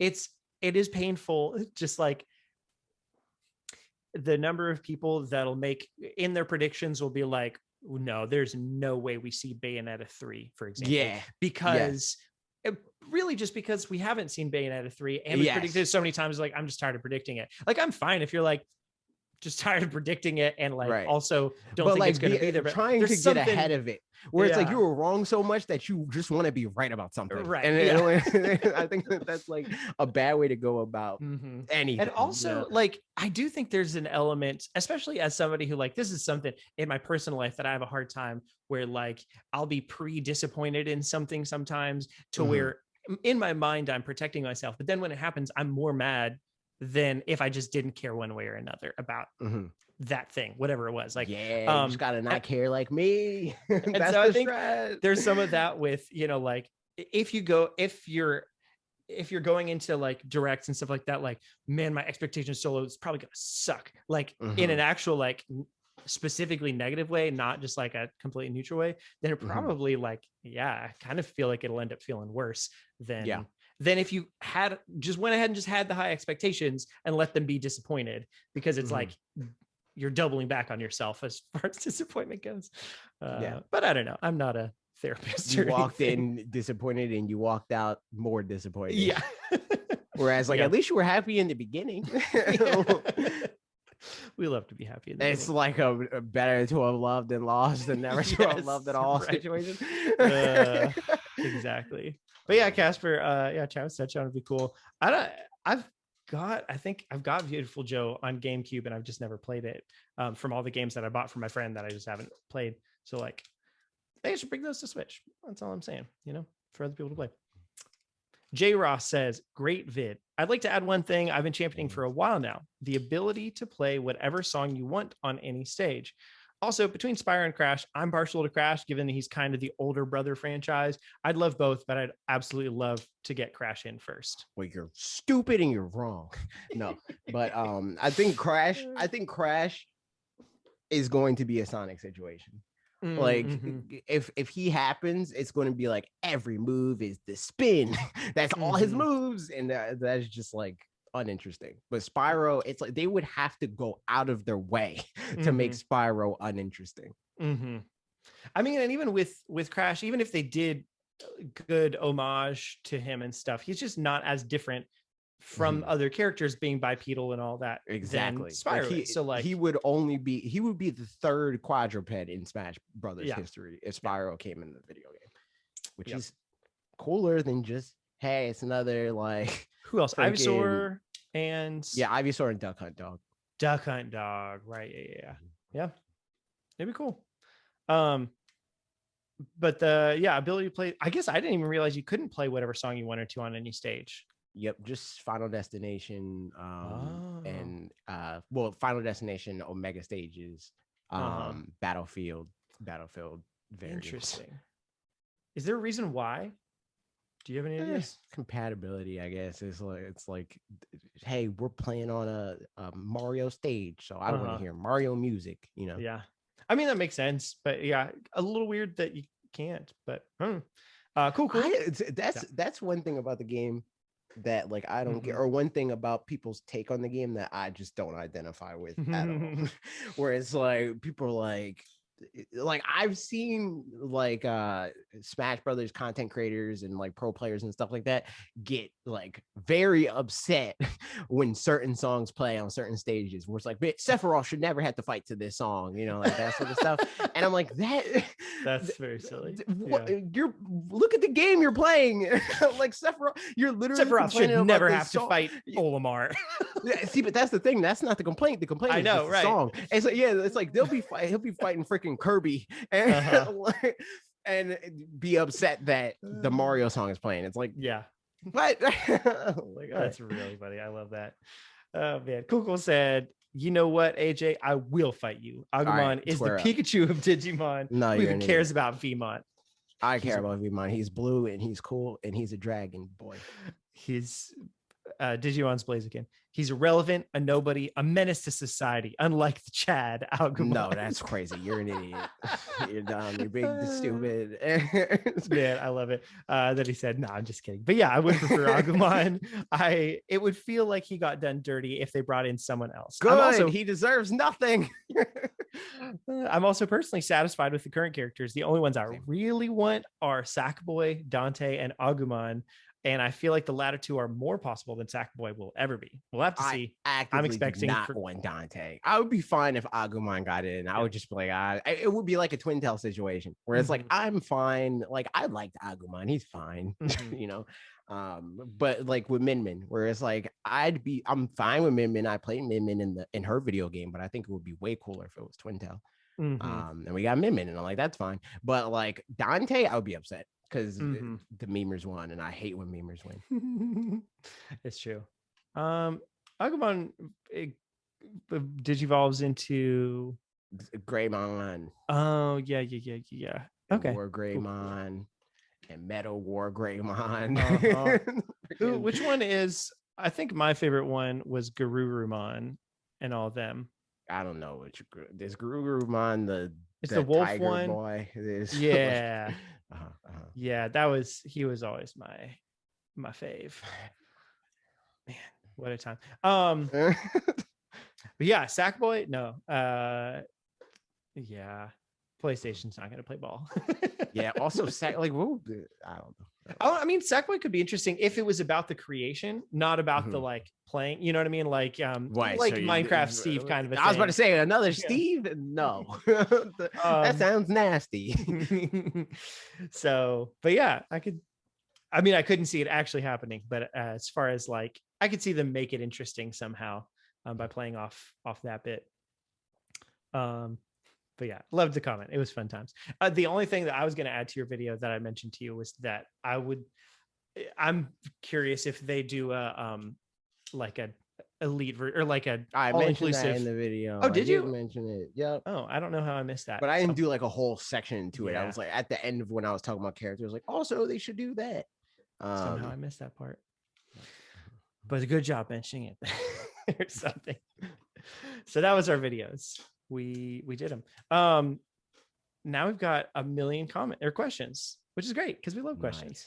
Nice. The only thing I was going to add before the Q&A was I didn't get to talk about because I was gone and didn't have time to do anything other than take care of a baby.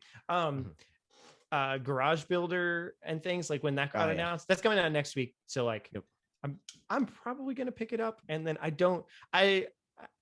need some that could if I could figure out streaming, that could be kind of fun to stream to like figure out, get some ideas or something like that. But like, I don't know what game I'm gonna make, but I think that it's great. That's my only take on Garage Builder. I wonder if any of the I have to look into that later, but if any of the streaming apps support M1 yet, but I'd assume that that is the only thing. Just doing it through Rosetta would probably run better than it would have on your old computer. Probably. I don't know what Rosetta is. Rosetta is like their like it's kind of like an emulation sort of situation. It's like how they support Intel apps. Gotcha. Okay, that's helpful to know about. I need to start because I got Logic, by the way, because Pro Tools doesn't work on here, and man, they're so slow to update anything. And they're like, yeah, we just don't know when we're going to do it. And I was like, well, I would like to start doing things. So I got Logic, but like, yeah, that's definitely going to be a thing, is figuring out like, all right, which programs do or don't work on here yet. Luckily, I had just gotten a guitar plugin that I really liked that I was like, I don't know if it's going to work, and it does work. Nice. But the drum programming plugin that I have, which is it's Easy Drummer from like 2012 or something like that, so it's outdated anyway. But it's not supported, so I need to figure out which one of those are supported so I can buy one of those so I can keep making some music and things. But man, it's so nice to just like turn on a computer and have it just actually turn on immediately. Things, and not crash all the time. So yes, that's also a plus. In any case, people, let me know your ideas for games for, I don't know. I think it would be fun to try to build something. It's probably going to be like a Mario Maker thing where I only do it for like one cool thing, and then you're like, all right. Yep. I think it's going to be similar because like I love doing stuff like that. But like the only way that I would like dedicate myself to doing stuff like that is if it did really well. In which case I'm like, cool, perfect, good excuse to continue to make good things that take forever to make. Yep. But if it's not going to do good, it's like I'm not spending a lot of time on that. Yeah, exactly. So that's the tricky thing there. But all that to say, this topic will come back up in a couple questions later, so you'll find out when they are. YouTube community, a bunch of questions. I asked what people thought was more likely to be seen. Actually, here, let me just make sure there's no other ones that came in under the wire, but basically asked whether you thought Metroid Prime 4, Breath of the Wild 2. I thought I put Bayonetta 3, but it deleted that option for some reason. Maybe you can only have 4, and when I added another one, I don't know, it deleted it somehow. So nobody got to vote on that one. And what was the other one that I put? Splatoon 3. Those are the ones that I put, or all of the above, which people think are most likely. So some people answered those. This one did come in under the wire. Davey Clunes said, I think we'll see Breath of the Wild 2 and Splatoon 3, but Metroid is always a stretch. I think. Well, I don't know if I want to say what I think. I was going to let you do with that what you will. Yeah, no, I'm waiting. We're waiting. All right, sounds good. All right, next comment. Cool said the only reunion more hype than the Friends reunion is the Directly to You one. Sick. Hey. I watched like half of the Friends reunion, and then we did something else, and then we haven't gone back and watched the rest of it. Man, I Friends. was like debating if I was going to watch that, but then I was like, I have no real nostalgia for Friends. Like I've seen it and I've watched it before, but I'm like, in hindsight, I'm like, I don't find this funny. Like there's like certain things that's like, haha thing, you know. I definitely, I mean, we love Friends and we watch it a lot and stuff, but I think there's a lot of shows like that where you kind of have to get into a, like, honestly need to watch a decent amount of it to like kind of get in with it's like in jokes and yeah, stuff like that kind of stuff. And like there's definitely something like the We Were on a Break thing that's always super, you know. Yep.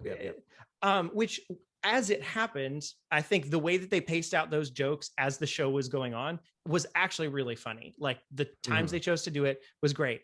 But if you're just watching an episode, it's super annoying. It's like the sort, like the way I engage with Friends was like, if I'm freaking watching Nickelodeon during Nick at Night, every once in a while I'd see an episode and I'm like, okay, like I know who Ross is, you know, but like I don't know much about the in joke. So like when they, like that is most of the comedy, I'm like, I don't.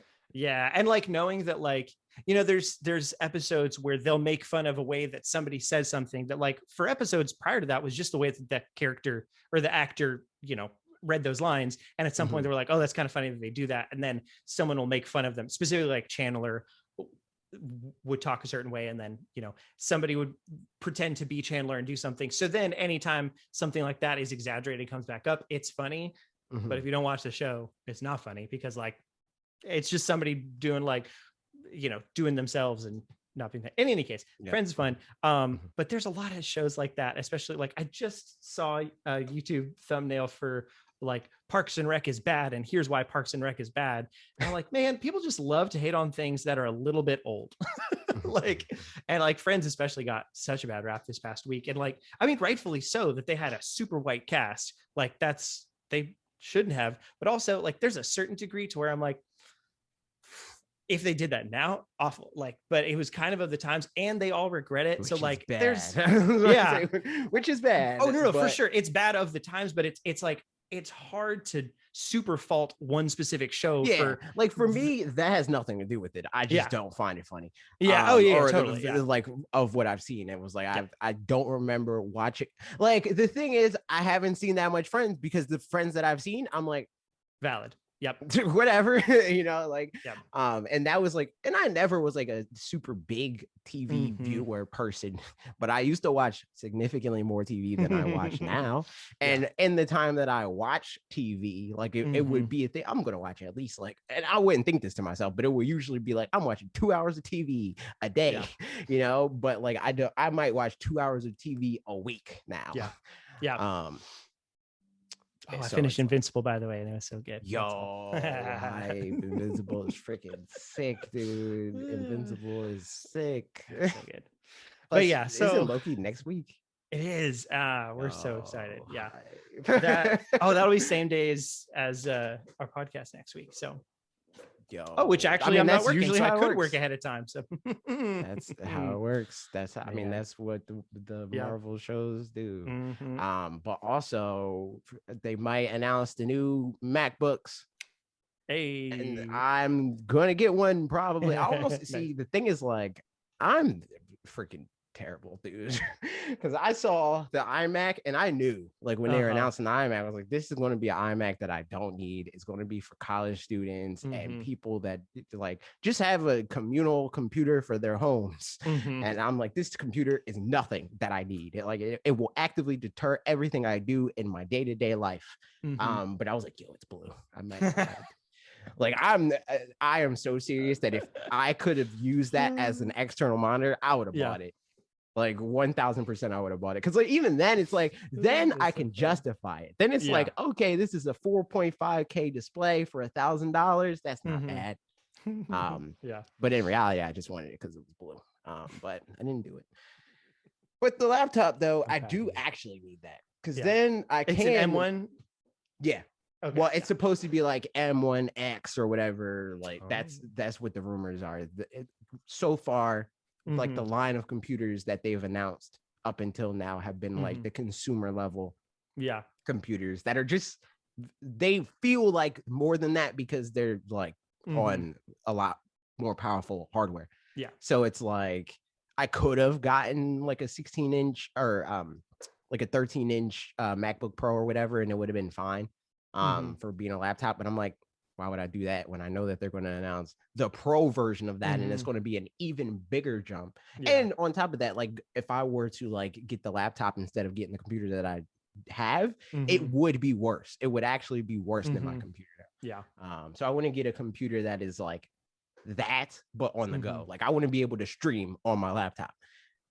So like if whenever I go over my sister's house, I can like still do as much work as I possibly can. Yep. And that whole conversation was off one Tuesday sentence of Q&A. Yes. That wasn't even a question. We're good at this. But no, that'll be fun. I'll be curious how they go. Is there any software that you're worried won't run on M1 that you actively use? No, that's why I wanted to. That's why I got. It's mostly, I mean, you use exactly, because you use Final Cut. I use like for work. I just use Apple stuff, so it's like it doesn't really matter. Yeah.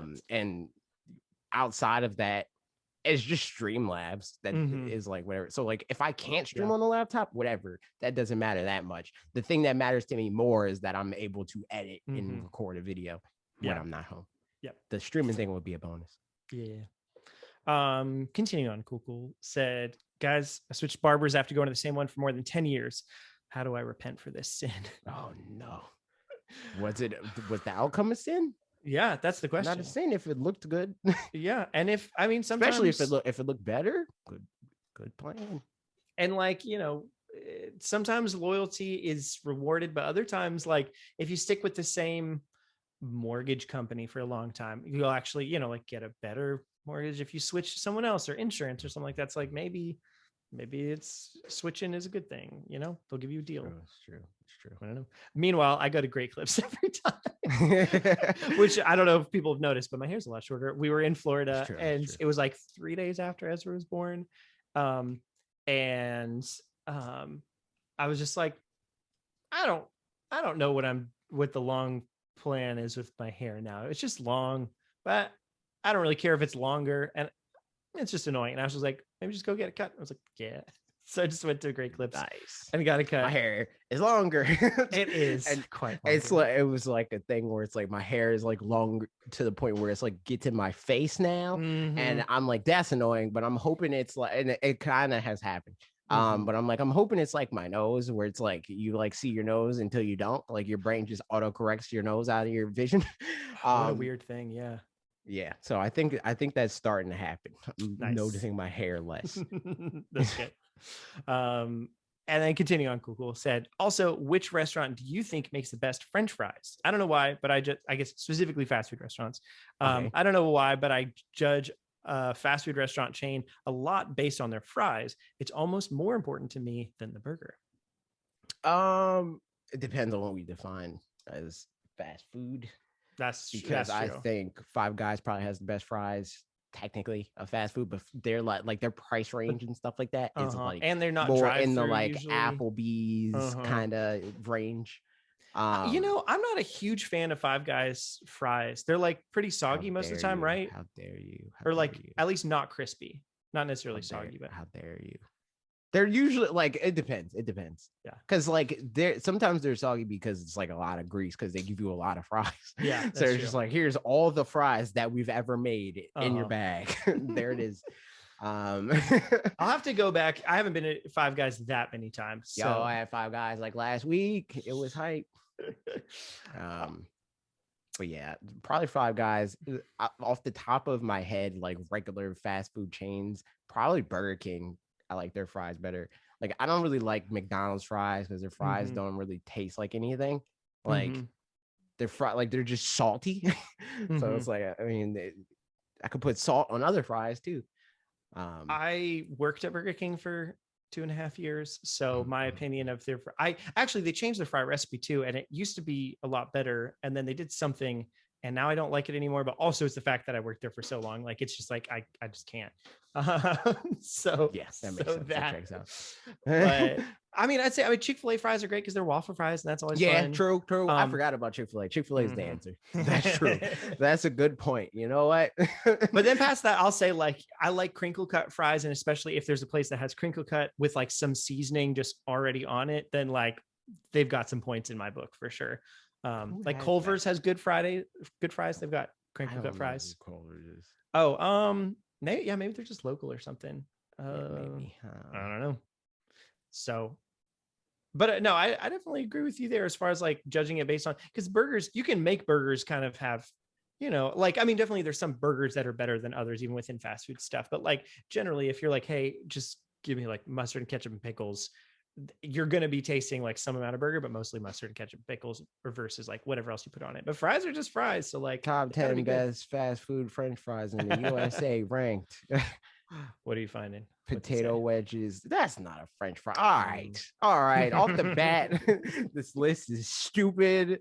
Taco Bell. I mean, potato wedges aren't. They shouldn't even have fries. I mean, they're fine, but they're not fries. They're potato wedges, dude. Like, come on. No, yeah, agreed. Fully agreed. Del Taco has crinkle cut fries. Yo, Popeye's fries are good. They're good. Oh yeah, definitely agreed. Yeah, Popeye's fries are good. Shake Shack, they have crinkle cut. Never fries. been there. It's unfortunate. But I you probably should have went when you were freaking in New York, dude. True. That's cap. Their number one is McDonald's, and McDonald's sucks. I hate their fries. No, actually, the worst fries, Wendy's. Free. The Wendy's are so hit or miss. That's the problem. Like, if you get them when they're fresh, they're actually pretty good. Had a hit. I know, but that's I've never had a like, Wendy's hit. It's like, if you get them when they're fresh, they're good. But I have gotten them fresh like 1 out of 10 times or 1 out of 5 times or something like that. This is another pear situation. Oh yeah, I mean, I was talking to youth and my sister about this, and I was like, does this ever make sense? I was specifically to my sister. I was like, I don't even know I do not know how to ask this question without bias. I just don't, because like it makes that little sense to me. It's like, I was like, how do I even phrase this? I love it. I'll write it down on a piece of paper as unbiased as possible and let you just like dictate it. Yeah, just recite that. Oh, yeah. All right, continuing on with questions because we've got so many more. Brennan Hart, do you see Animal Crossing getting a big 2.0 update at E3, or is there going to be a smaller update that disappoints? Fingers crossed for a Cap'n update myself.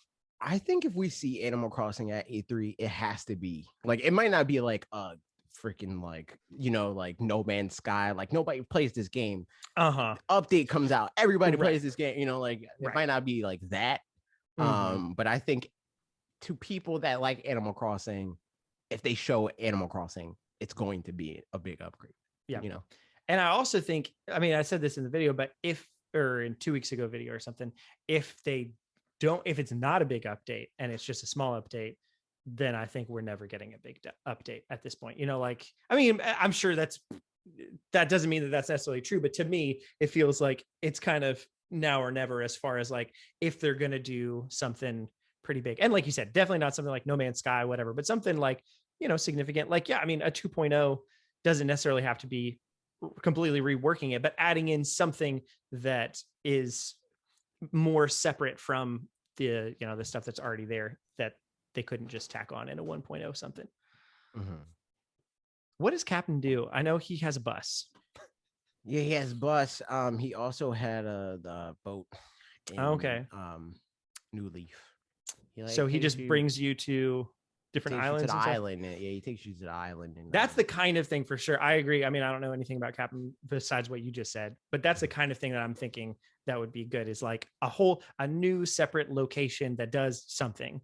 I don't know what, but something that's like, like a quarter the size or breadth of your main island, or even less than that, maybe like an eighth or something like that, but just that allows a little bit of extra diversity.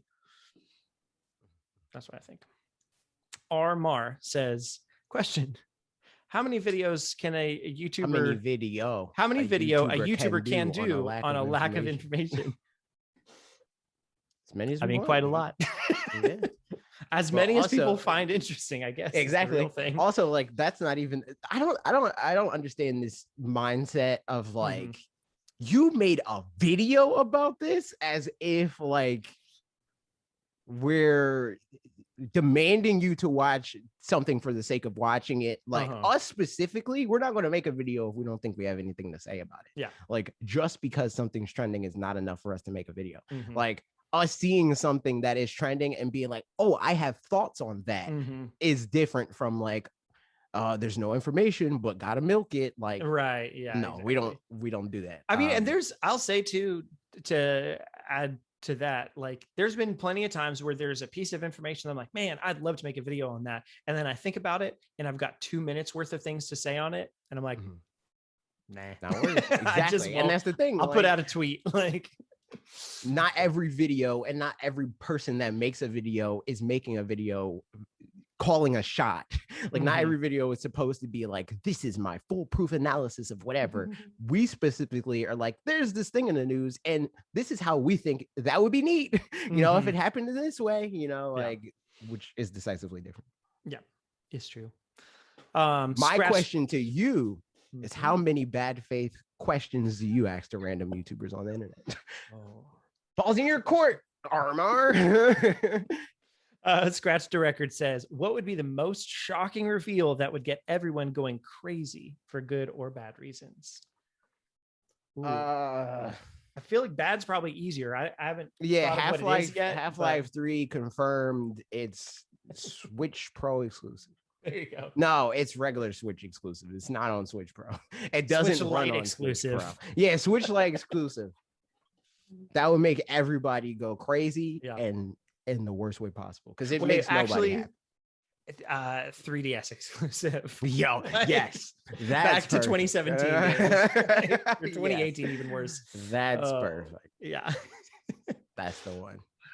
As far as like shocking reveals for good things, though, it's hard because like at this point, I feel like people have speculated everything that could exist, not literally, but like as far as the big things, to where it's see, the thing is like, and we talked about it, like a lot of people like RMR are very cynical. So like they don't really expect anything to be possible. So like things that to us we've been talking about forever, where it's like, yo, it would be dope if they made a new Donkey Kong game, and they make a new Donkey Kong game. It's like, cool, but like I'm not surprised, you know, because I talked about this being a possibility before. Or like Inkling in Smash, where people are like they actually get debated by the Smash reveal thing, where it's like, oh, it's a new Splatoon thing. Why are they remastering the original Splatoon? And it's like, no, it's obviously Inkling in Smash. It's like that sort of situation where it's like, depends on how much you think about this sort of thing, what can and cannot be shocking to you, right? Yeah. So I think that's why it's a lot easier to think of like the worst case scenario, because we don't really, you know, like engage with that. Yeah. Some kind. I feel like some kind of surprising cross thing, as far as like Nintendo cross and Xbox doing something. Could definitely be that. Like, I don't know what it would be, but like, but even that, like if Game Pass gets announced, I wouldn't be surprised. I mean, like, okay, what about like if Banjo-Kazooie came out and it was cross-platform or whatever, that would surprise me. It wouldn't surprise me because it's like, what? You know, like who would have thought of that? Yeah. But it would surprise me in the sense of like, oh, they actually did it. That's crazy. You know. What about a Master Chief and Mario game, like Mario that plus would Rabbids? Be shocking, but I would argue that would be shocking in a bad way. Yeah, like, I agree. So like there's definitely things that could be shocking, but I think even in the like the instances that sort of make sense on paper, like a Samus plus Master Chief game, I think even that would feel like ham-fisted. It would have to it would have to make sense for sure, and not just be like, we need to figure out some way to put these characters together and then just do it. Moving along. Poete PT, I think probably said that wrong, sorry, said I had to go full on hype and answer all of the above. Yes. Yo, Good job. I always believed in you. My question, what's your take? Oh, this is funny. What's your take on the whole Microsoft and Nintendo collab? Nin Game Pass, Banjo Redooey, a Metroid game by that's Moon the first time I heard that. I like it. Or something smaller.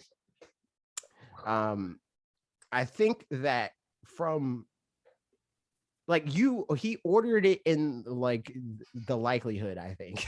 Like I think it's like most likely that we get Game Pass, less likely that we get Banjo, especially as a Nintendo collaboration, and even like close to impossible the Metroid game. Yeah. Because I don't think that they would let their studios make a Nintendo game, unless it was on their platform. And I don't think that Nintendo will let people have a Nintendo game on their platform. Yeah. Because especially like Nintendo just has other studios that they would want to make a Metroid game anyway. And like, even if Ori is like they tangentially could go to third parties that aren't owned by their competitors. Yeah, right. So like, that just seems like they'd both of those, even if they were like the best of friends, that's the kind of thing where Nintendo and Microsoft would both be like, we're kind of wasting both of our time doing this, aren't we? Like, yeah, a little bit. So like, we'll just do something different. As a side note, I am curious, like it sounds very likely from what people said that a 2D Metroid, is likely to come soon, probably at E3. Cool. We'll talk about that next week and stuff. The only thing that I'm like curious about with it is a lot of Metroidvanias feel like the characters feel kind of small in the way that the world is presented and stuff like that, which in a world like Hollow Knight, like, so I don't know. So like with a Hollow Knight or an Ori or whatever, where it is a small character in a big world, that's perfect. Like that's great. And that feels like this small character in a big kind of imposing, thing. I do wonder how that pans out with Metroid though, especially in a 2D Metroid that's in HD, because like I feel like it still fit probably pretty well with Samus Returns, even though it's modern. Like, and I'm sure they'll do it in a way that ends up feeling great. But like, that's just something that I'm wrestling with, is figuring out like how are they going to make it feel like big and important and like maybe even cinematic or something with it being a 2D Metroid. I don't know. Feels like a bit of a challenge, but I don't know. We'll see. Yeah, I don't know, because I didn't even play Samus Returns. Yeah, so yeah, I haven't either. It's a 3DS game, dude. Like, I'm playing that. Crazy. Last one from YouTube community. Trevor Steinberg. Hey, Trevor says, "What's your ideal 3-pack of Boy Zelda games? Assuming Nintendo puts out something similar to the Super Mario 3D All Stars collection. Feels like Ocarina of Time and Wind Waker are a must." I've been thinking about this. You go first. My ideal one would probably be, probably Ocarina of Time, Wind Waker, and Majora's Mask, Wind Waker, and Twilight Princess. Because it's like the 3D ones that we didn't already get. Yeah. Or like it's all 3D one that we didn't already get, and then the 2 ones that we got on Wii U. Yeah. I don't really care about Ocarina of Time. I don't really care about Twilight Princess or Majora's Mask either. But like, I think Majora's Mask is more interesting than Ocarina of Time. So I'd be down for that. I mean, as far as them selling a game, I don't think, more interesting probably doesn't mean as much to them as more legacy or whatever. See, but the thing is, like, as far as what's fun for you, I can't see them doing a 3-pack of like games that are crossing the streams in that way. Like, I think it's more likely that they would do 2-packs than a 3-pack. Like, so that's the thing I'm having a hard time with. Ocarina of Time and Majora's Mask and Twilight Princess and Wind Waker. But I couldn't really see, like, if we're talking about what's most likely, I think that they will probably do 2-packs before they would do 1 3-pack. You know how there's like different things where it's like you can have 2 of these things, but not 3. Like you can have a social life, you can have sleep, and you can have work, whatever. Like it could be good and fast, but not exactly. Like, so I kind of feel like the elements of that with specifically Zelda's 35th is I'm not going to say it exactly right, but like that kind of thing where I do feel like the most likely is the 2-packs. But the thing that I don't know if Nintendo wants to do a limited time 35th anniversary collection, which I don't think they can do with the two packs. I mean, they could, but like it wouldn't feel the same as one. Like this is everything in one pack. If it's a 3D all-star sort of situation, I don't think it would be a 3-pack. I think in that case, like if it's just like straight ports and they don't really do anything to them, like that sort of situation, I think it would be closer to a Kirby, like the Kirby Superstar pack or whatever, where it's more than just 3 games. Yeah, but they're just straight up ports. Like, right. I wouldn't even be surprised if they weren't like really like in the way that like Mario 64 is not widescreen. Right. I could see them doing that, and it's still like Ocarina of Time and Majora's Mask straight off of the 3DS, not widescreen. Yep. That sort of situation. I could see them doing that, and Twilight Princess and Wind Waker straight off the Wii U, all on one pack. But again, I think that's less likely than the two packs. Yeah, exactly. So like, I do think it's just hard because there is so much Zelda stuff that exists that they haven't put on the Switch yet. And so like, are they going to try to get as much of that as possible in this year? If so, is it overkill? Kind of, like, because with Mario, it's, I don't know, 3 Mario games. I beat the 3 Mario games in like 20 hours or something like that, probably, of like Mario Sunshine, Mario 64, and Mario Galaxy. Whereas the Zelda games are like significant chunks of games. So like you can get burnout a lot more easily. So like they have to be a little bit more particular with that. Don't have to be, but would. So yeah, I agree that the 2 packs feels the most likely, unless they really want to do that 35th anniversary thing. And then the question is, do they just drop Majora's Mask altogether and do Ocarina of Time, Twilight Princess, and Wind Waker? Or do they put it in there, but just do like, super bare bones ports of those, which luckily probably they'd do the HD ports from the Wii U, in which case we already got the work that they did there. So like, cool. Yeah, I don't know. But also, I think the coolest thing, like something that would be, even to me anyway, even cooler than them porting any of those, I want freaking Link's Awakening, but Link to the Past.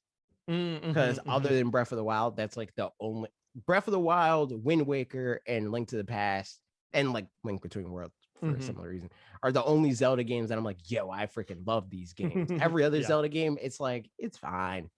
Like either it's fine or I actively dislike it.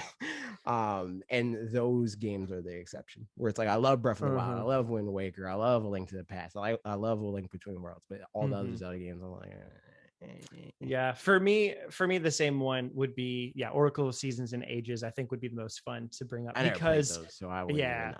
Which makes sense, but I think because you can play Link to the Past in more accessible places right now, those ones would be fun to do because they're more obscure and less ones where people are like, hey, you should go out of your way to play Link to the Past, because everybody says you should, because you should.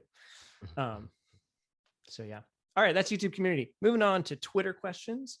And I think there were a couple that, yes, there was one that I missed. Okay, yeah, it was the Devilman's Crybaby, Chris Butte, said, at what age will this is to me, at what age will your daughter watch the absolute masterpiece that is Shrek? Oh my God.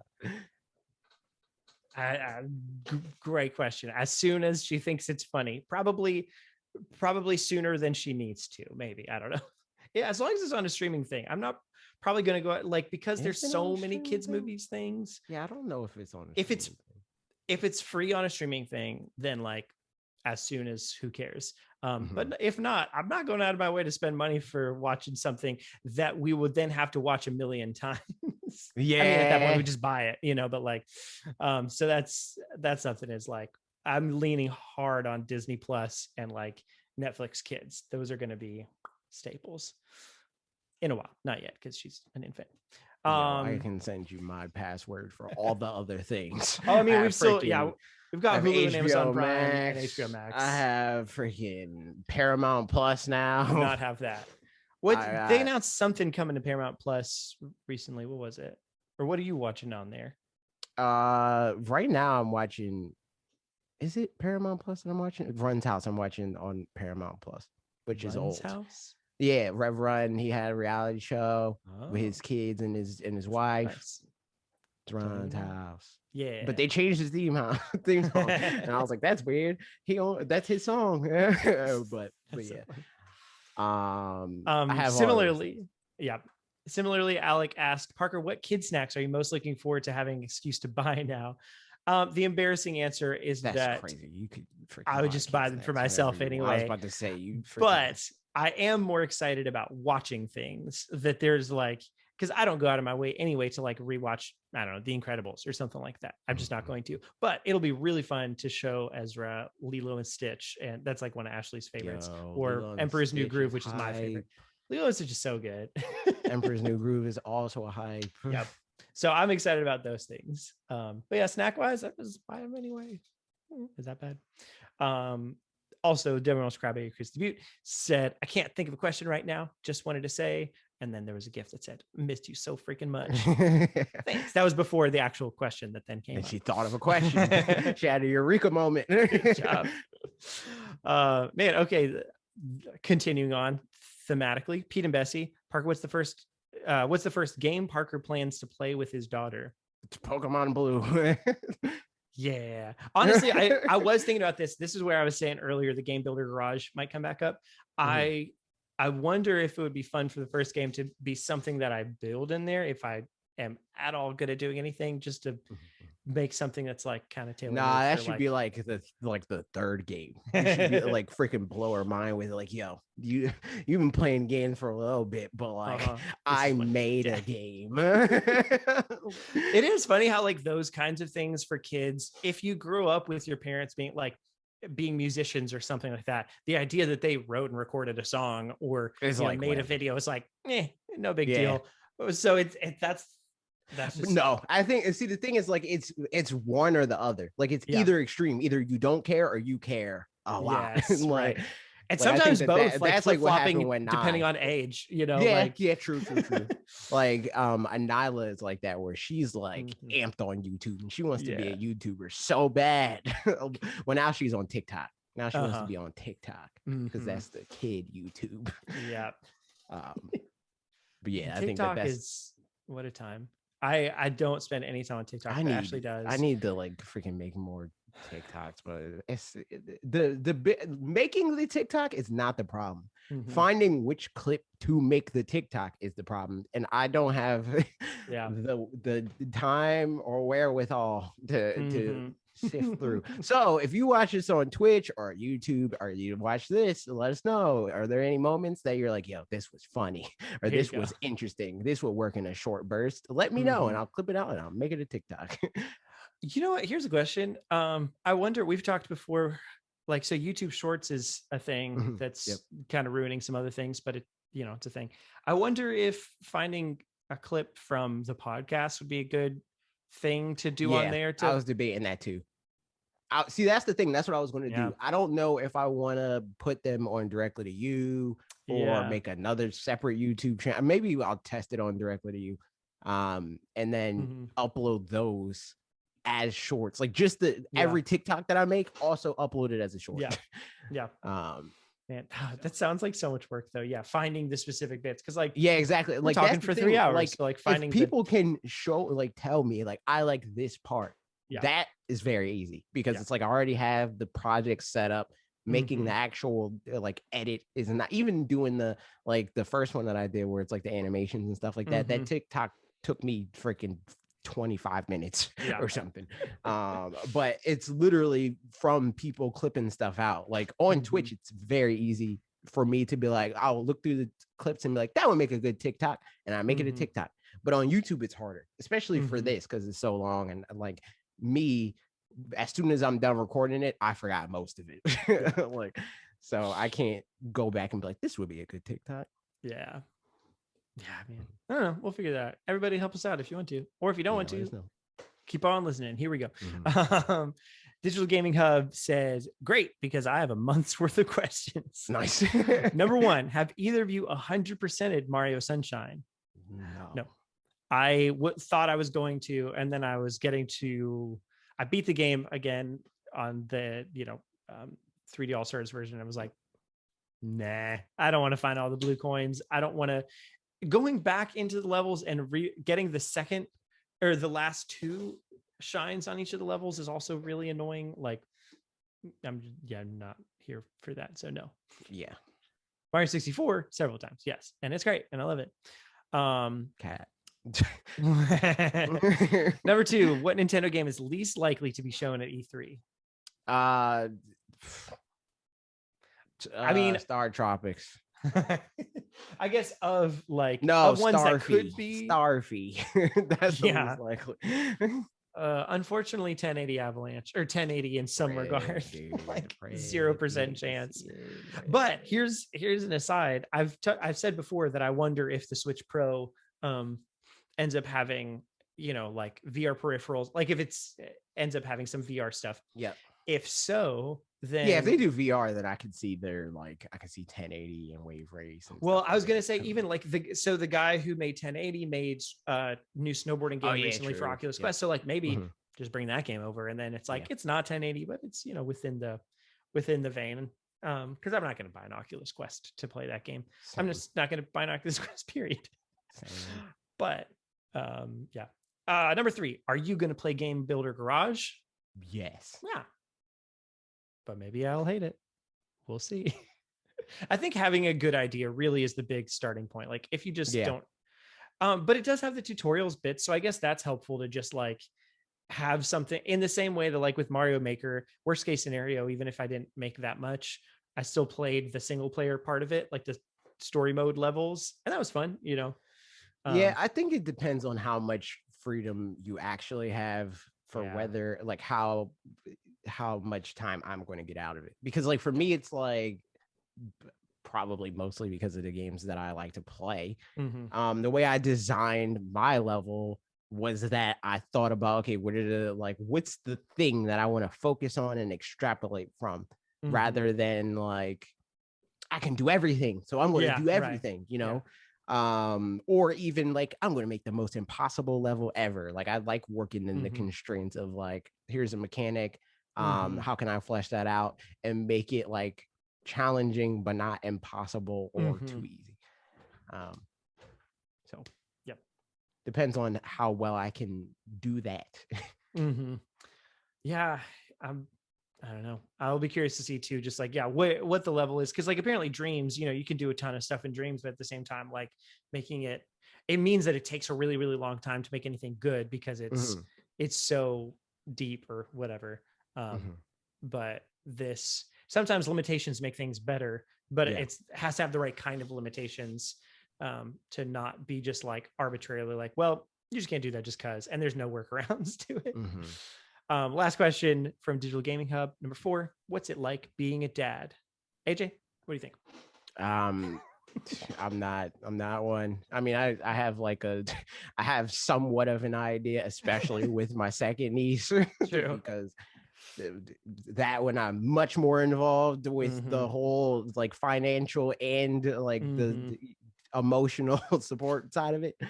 But I do on some level, I can be like, all right, can't today.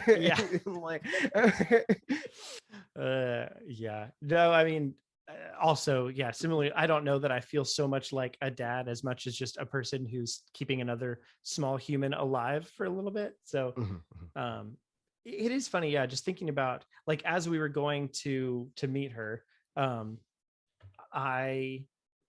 like it was almost more emotional going to meet her than like when I actually did, because like in that moment I was thinking about the whole scope of like dadhood and fatherhood and like relationship and like imagining all the bits, like including her going off to kindergarten or whatever, and like that kind of stuff. Whereas right now, like she's just a baby, and like this is just right now, minute to minute now. So it's like all of it. And now it's just like now. So that's the thing I think is going to be interesting. It's like there's going to be some things that'll hit throughout that will be like, oh wow, like this is just, that'll show the big picture. But otherwise, it'll be like taking care of. It does feel like a gradient like that, because I know that I've said a couple times to my sister, I'm like, yo, you're a mom. That's weird. It is very weird that you're a mom. And she even has moments where like Anila, obviously the younger baby's not saying it yet, but like when Anila was like, Mom, she has moments sometimes where she's like, who are you talking to? I'm like, it's like, she's like, here's Mom, and she's like, Mom, like calling my mom. Like, I think, and that is a big thing. Like at the age at which, and what I've heard from other people too, the age at which she's responsive in any way, you know, like she'll smile at things that we do or whatever. Because like right now, again, she's just a baby, so like she'll make faces, but it's just like, yeah, you making got faces. You got like a good 5-6 months of that. So it'll, So I think that, but I mean, I love her very, very much, even despite that. And like you said, there's definitely moments where I'm like, man, this is crazy. And then I'll be like, I don't know, dinner.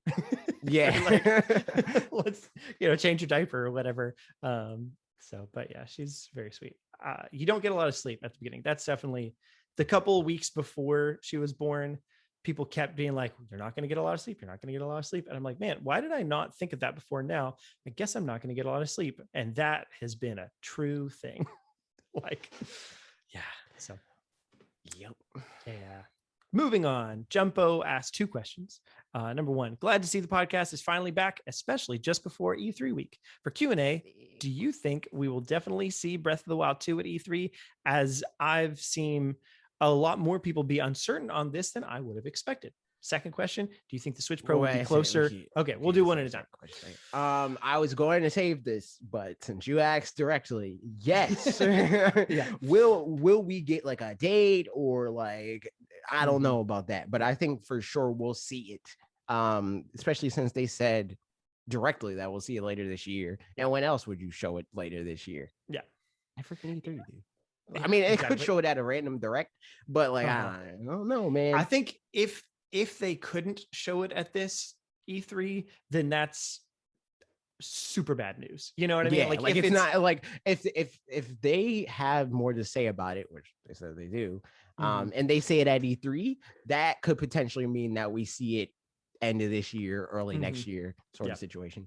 If we see it at the end of the year at a random direct and it's like, here it is, it still exists, we're not seeing this game until freaking 2023. And like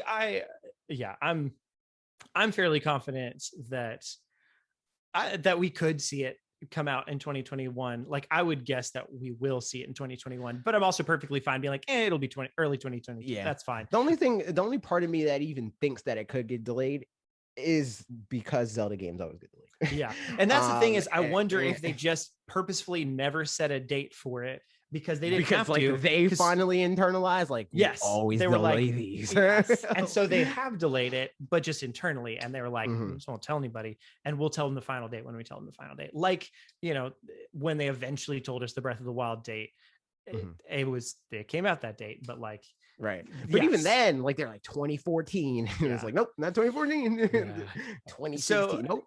And the thing with that too, that like the reason I think it's less likely that this one gets actually delayed is that this is it's the most similar game to game that they've had in terms of like, it's like Breath of the Wild, just completely new content. But like in terms of mechanics and stuff, Majora's Mask. Since Majora's Mask. Yeah, exactly. So they're not having to go from the ground up. And also the fact that like announcement wise, they've just had so many other things to be able to announce that they didn't have to feel pressure to like, we have to tell people the game's coming out so soon. They just be like, I don't know, it's coming out at some point. Like whatever, we'll tell you about some other games, and no one's, it's not hurting them to not give a date early. Which I hope that that's the case. I hope that this game does come out this year, because that will be like the best case. I mean, not best case, but as close to best case scenario as we can possibly get for an announcement trajectory. Because it's like, it is that. It's like, this game exists.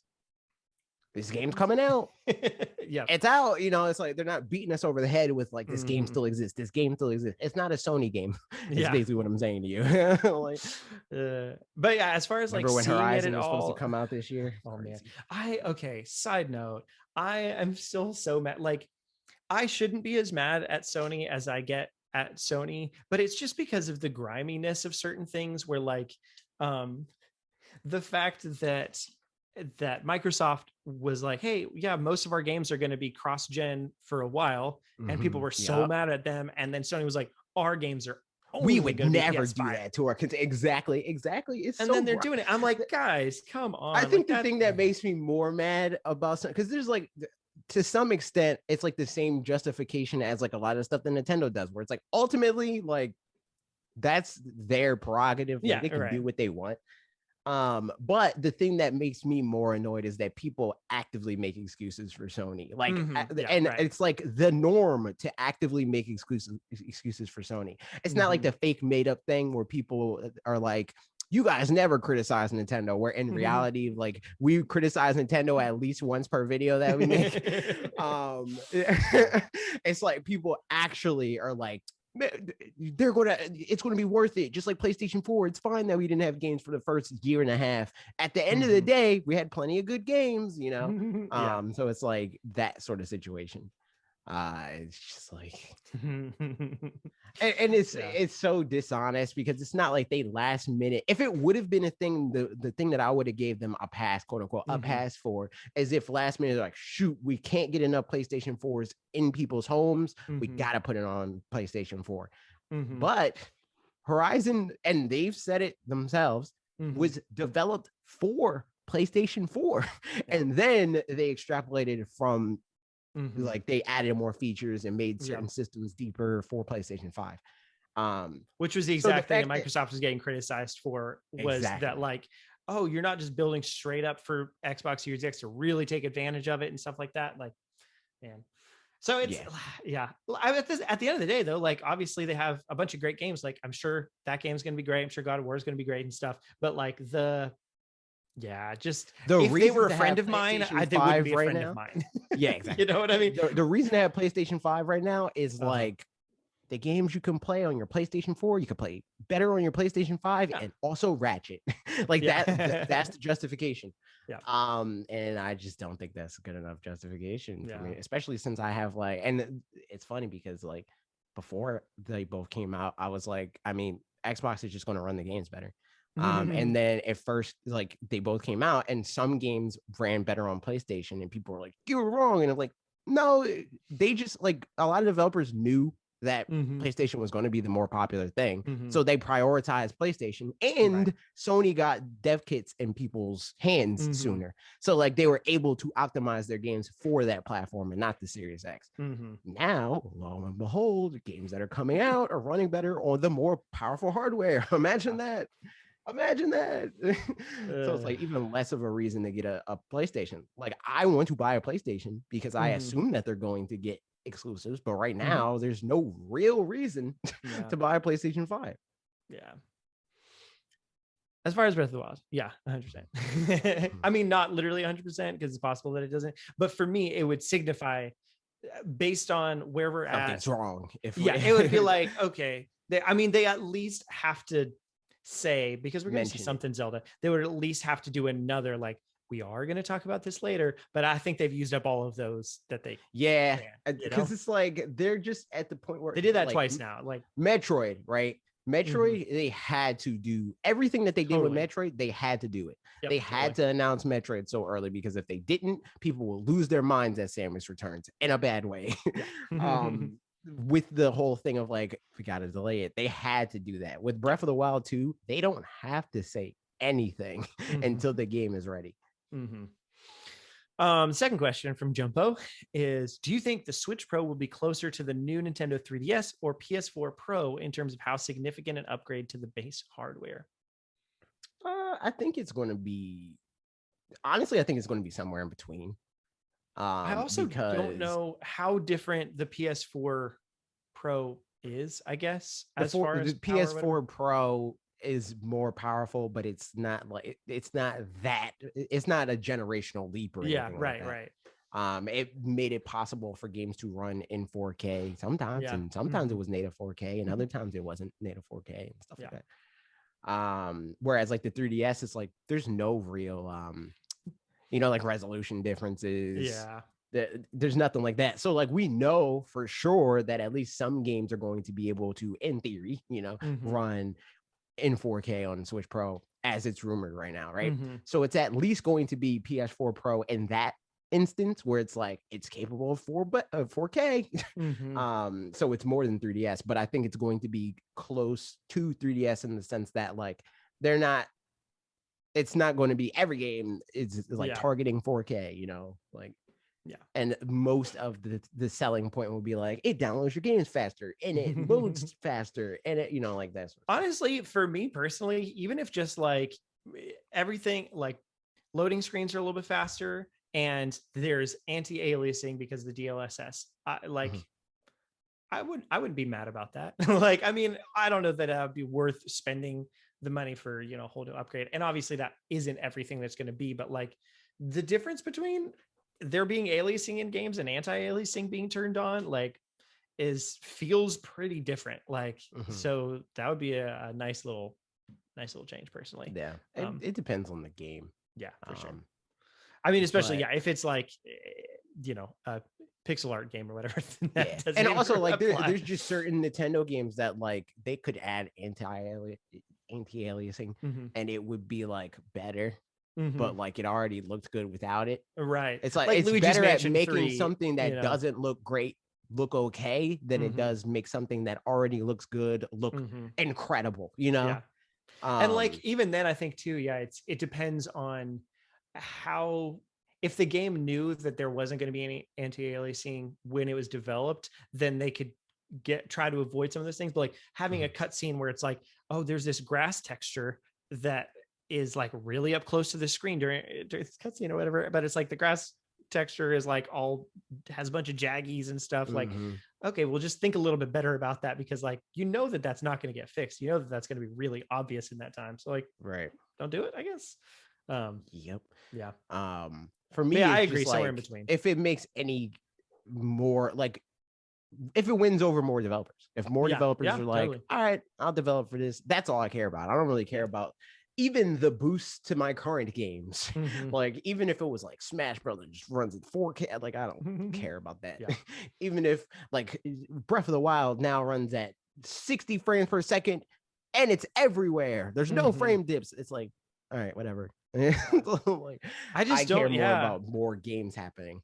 I guess I also play games in general that like have decent performance and all that anyway. So it's just not something that I run into the issue very often for. But like I'm not mad about the performance of pretty much any of the games that I play, to where like if it were better, it would be cool that it's better, but I don't know that I'd really notice that much. I know other it's people not going to make me. So I know a lot of people that like with the next gen consoles, they're like, man, if they just announced a new, you know, revision or like a new update for freaking Bloodborne or whatever, I'm replaying that game. And I'm like, I'm not.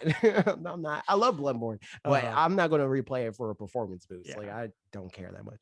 Like you said, though, I think the what developers come over because of it, that is a significant thing. Where like, if there's games that come because it exists, then that's cool. Because like, I like having different games and more games.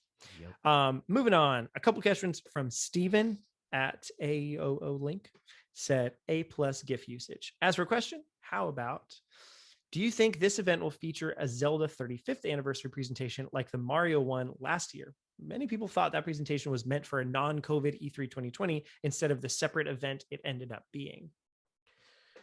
I think if they do that, people will be mad. I think they would have to really like, I don't think, and maybe I said the opposite of this in the past. I don't remember. I remember mentioning it, but I don't remember what I landed on. But I don't think the Mario Direct, exactly as it was, would have been just plopped in the middle of like E3. I could see it being, here's the Mario segment, and it's not like a Mario Direct, but it's like a called down version of the announcements that they made during that. I can see there being like, this is the Zelda section. We're announcing 5 Zelda things, you know, and it takes up 20, not even 20, like 10 minutes of the presentation. I think if it takes up even close to half of the presentation, then they're doing themselves a disservice at that point. Like, because then it's Smash Brothers all over again. Exactly. Yeah. That's, even if it's multiple games, like, and I love Zelda, but like, if they make a lot of fanfare out of it, so that then it feels like fluff at that point, and that's like, Why are we Yeah, because I think the majority, like best case scenario, the majority of people that are watching it are going to care about one, maybe two of the games that they're showing. Yeah. So for them to dedicate a whole half of the direct to like, here's so many Zelda things, and hopefully you like one of them, you know, that feels worse than if they just, because that's kind of the point of any direct anyway, is like, here's a whole bunch of games, hopefully you like multiple. It just feels worse because it's all one thing. Like you're putting all your eggs in one basket, hoping that people like multiple eggs out of that basket. Yeah. So yeah, I mean, I think the question to me, honestly, is like, I don't know at this point, does Zelda's 35th, will it feel specifically Zelda 3050 at any point? Like, are they gonna make a big deal about it? I feel like they'll do something where they'll mention it, but I don't know that it's gonna feel as ceremonial as Mario's ended up being. Yeah. I don't know. That's just kind of where I'm at. I think COVID just messed a lot of stuff up. I think it's just harder because like Pokemon, even like I'm surprised that their 25th anniversary. What year are we on? It's 25th. Yeah, because the cheeks. Yeah, it's 25th. It's 25th. Big cheeks. 25th. Their 25th anniversary feels a lot less anniversary-y than I would have expected it to, because like that's all Pokemon Company has to worry about is Pokemon. And they're doing a lot of stuff, but they're not like, they didn't do like a rollout of like, here's dates and like, this is all the stuff that we're doing. They're like, hey, here's some stuff and we're going to announce more stuff as the year goes on, you know? So I don't know. We'll see there. Continuing on, a second question, if I may, are we more likely to see a 2D Metroid or Metroid Prime 4 or neither? I'd say we save this one for next week. I don't know. Okay. Whatever you want. Your call. We can save it next week. I'm going to go with that. Cool. All right. Then we'll save it for next week. Thank you for asking. Tune in next week. Thanks. And then finally, also, if anyone at the team is interested, I put together a little E3 game here, and then there's a Google Drive link on the in Twitter. Toss in your guesses, and I'll tally up any scores of who takes it, and I'll post/share to those who play. I used to do this at the forums I hang out, but I've expanded to Twitter. Cool. So if anybody's interested in that, go check out the Twitter post where Steven posted. I shall link it in the description. Nice. All right. And then last up, we've got Discord questions. Cowboy says, congrats, Parker. What's the baby's name? And more importantly, what will be their first game? It's Ezra Leanne.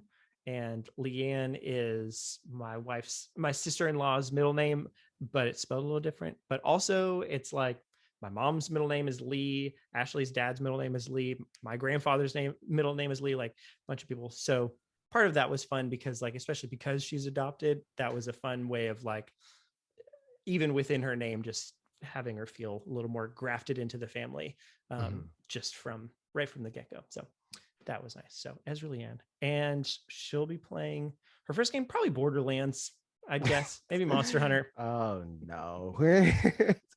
Borderlands was the worst one you could have said. In more ways than one. Plants vs. Zombies, Battle of Neighborville. There you go. Grand Theft Auto 6, dude. Yeah. Man, what'll games be like by the time she's gaming? I mean, probably not that different, honestly. Yeah, a tiny bit more like, VR. I think that's wholly dependent on you, because like if she's gaming at like 4, not that much different. Yeah, right. But like, yeah.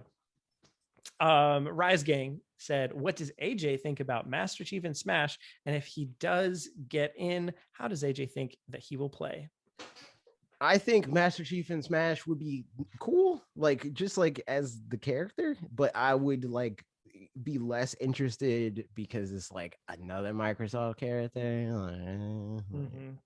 That's dumb. And also I'm like on the opposite end of like a lot of the people, like the announcements in theory that they'd get hype about for Smash announcements, where it's like, I want more first party characters. I don't really care about a lot of the third party stuff. So like in that way, it's like I don't really care. But what were you gonna say? I was gonna say, now that Xbox owns Bethesda, I was originally gonna say they could make Master Chief and Doom Guy Echo fighters for each other. Yeah. Even if they don't, because they play style, they would be pretty different still.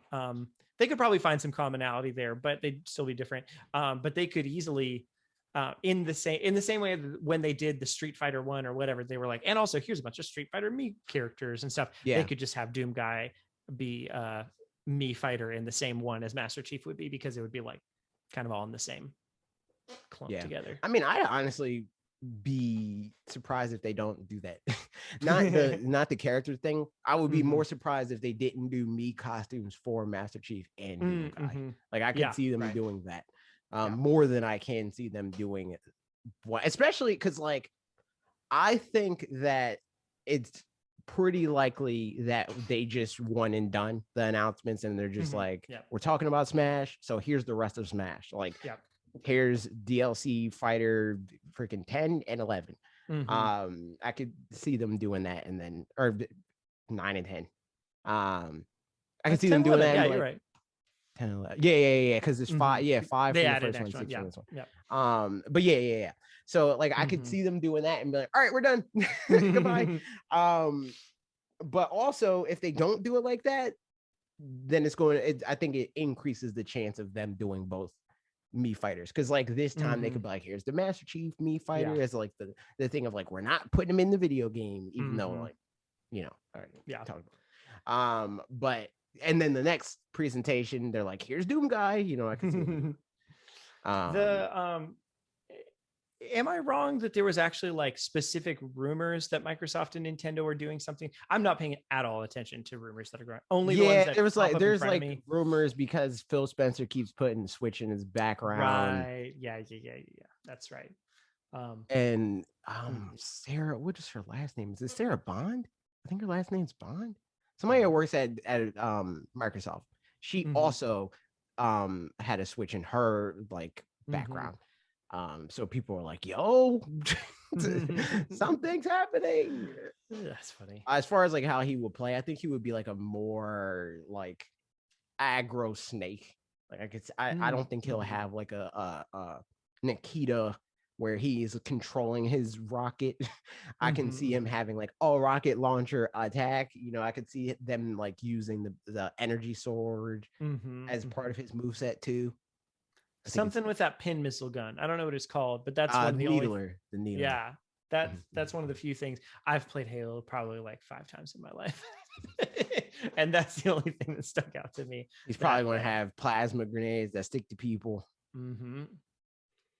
Which basically, I think he's going to be a Snake Echo fighter in the way that like Isabel is like a villager Echo fighter, but not. You know, like I think they're going to be pretty different, but similar vein. I can see that. Duncan says, welcome back, and then an emoji of sorts. What are both of your pie in the sky? Totally wouldn't happen, but would be amazing if it did. E3 dreams, aside from Golden Sun, of course, because that's just a given at this point. Even if you didn't say that, I was gonna leave it aside for entertainment's sake, because obviously. But yes. And then a couple of people did reply in there, and then we'll say ours. A Cowboy said an HD 2D remake of Pokemon Yellow. Joji said, oh snap, that's a very nice idea. And Blue Yoshi said Star Fox Ultimate HD Deluxe with a new funky mode.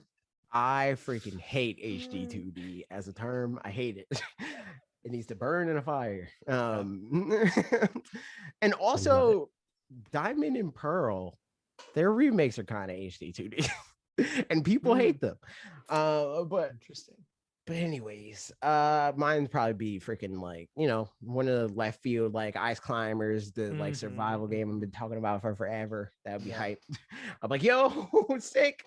I told y'all. Like, and that's like when there's definitely videos that I make that are like, this would be cool, that I'm like more sure like this is probably gonna happen at some point. That's just one that I'm like, this would be sick. Like I have no like, there's nothing in reality that I'm basing this on. It would just be very cool. That's one of those. So that's the closest I think I get to pie in the sky, is that. I'd also be down for a freaking Star Fox game. But yeah. I mean, there's some like that I think would be really fun, but I realize I wouldn't be that excited for me. So like, for example, I think it would be like really cool to see the like the sci-fi racer crossover thing with like Metroid and whatever, like a Mario Kart equivalent, but of those. But like, I'd be like, oh, that's cool. That's like exciting in a big picture, but like for me personally, I don't really care that much. Yeah, it's like I'll probably not really play this video game. Exactly. Yeah. So as far as ones that like I'd be super hyped about,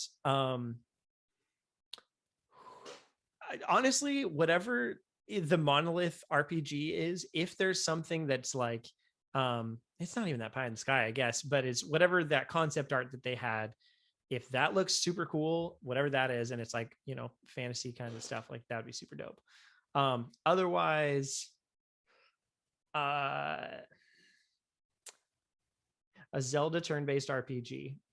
I'm gonna say that. I hate it. I knew you would. If it's done interesting and like is impossible. You know, I'd be down for that. I don't know. There's definitely some other things. I'm blanking right now, but yeah, there's something in there. We'll see. Last but not least, Mega Man. Rumors have it that Diddy Kong Racing is coming to Switch with the shadow drop being done for E3. What do you say to these rumors? Who's your inside source? That's my question with this kind of thing really is like, there, you know, I feel like there is a rumor for everything. No, the thing is like, I don't even know if there actually is a rumor. I think Mega Man is like, maybe Mega Man is the inside source. That's you know, he knows. That's what I'm saying. Yep, he's willing it into existence. To those rumors, I say, all the time, dude. Yes, please. You should try it or something. Yeah, I mean, fine. You know, I feel like Diddy Kong Racing would probably have like a Mario Kart 8 trajectory for me, where it's like, and I'll probably play it more than I did Mario Kart 8 Deluxe, because I played the original Mario Kart 8 for like 400 hours, and I'm like, all right, I'm done. I've had enough. That'll probably happen with Diddy Kong Racing. I'll probably play that for like 150 hours. I'm like, all right, pack it up. I'm done with this game. Yep. So that's what we say to it. And to that, we also say thank you, everybody, so much for listening. You did a great job using your ears and hearing what words we said and thinking about them and thinking, wow, those sure are words. It's true, dude. Good job. I'm proud of you. I'm proud of everybody. Yeah, we did it. Despite a crazy world, we did a podcast. Sure, we didn't even have to do the pause thing. We didn't have to pause. I know, yeah. I was fully prepared. But I thought we might have had to do it in the beginning. You're like, kind of looking to the side. I was like, oh, we might have to hit the pause button. But no, that was good. All right, everybody. See you next week. By the time the next episode comes out, we'll have watched the first episode of Loki. It's true, dude. It's gonna be hype there. It's gonna be and E3 will be started at that point too, which is more topical, you know, whatever. I may or may not have a laptop pre-ordered or something. So who knows, dude? It's gonna be a different world. Yep. All right. Bye, everybody. Bye. Oh, wait, one more thing. Freaking, if you have any ideas for the 500 subscriber incentive thing that we should do, let me know in the comments. Otherwise, we're doing the thing where it's like, because Lee's always telling me, he's like, he brings up like a song and he's like, yo, sing that, and I'm like, nah, I'm good. And it's like, it's mostly a thing of like, because he's telling me to do it, like I have no qualms like reciting songs and like that sort of thing. But because he's like, yo, do that, I'm like, no, I don't think I will. I totally get that. And it's just like has become a thing. Is there a specific song then that's the 500K? No, he's making a set list, dude. He's making a set list. Youth Herd is also making a set list. Okay. And I think that's also going to include people telling me to say things. It's like it's like, yo, remember when so and so used to say this thing in this show? Yo, say that. And I'm like, nah, I'm good. Stuff like that. But either that or a Warzone stream, Call of Duty Warzone. And that's just because Youth Hurt was like, yeah, she's obsessed with freaking Call of Duty and I don't care about Call of Duty. And Travel was like, yo, I'm down for a Warzone stream. I already got, because Travel was on board with the singing thing. But then he was trying to get me to say a bar from Through the Wire, Kanye song. And then like I read him saying it, and then he was like, no, I had enough. I got what I wanted. So now it's up in there, dude. It's up to the community. So let us know in the comments what you want, and then I'm gonna put a poll up on probably Tuesday, Mm-hmm. and then we'll let that go for like a week or something, and then we'll do the stream. There it is. There it is. Yep. Well, actually, it'll probably go for longer than that because E3. Yeah, so 'cause probably E3. not going to do that stream during E3. But yep. just let me know in the comments, dude. Okay, bye-bye.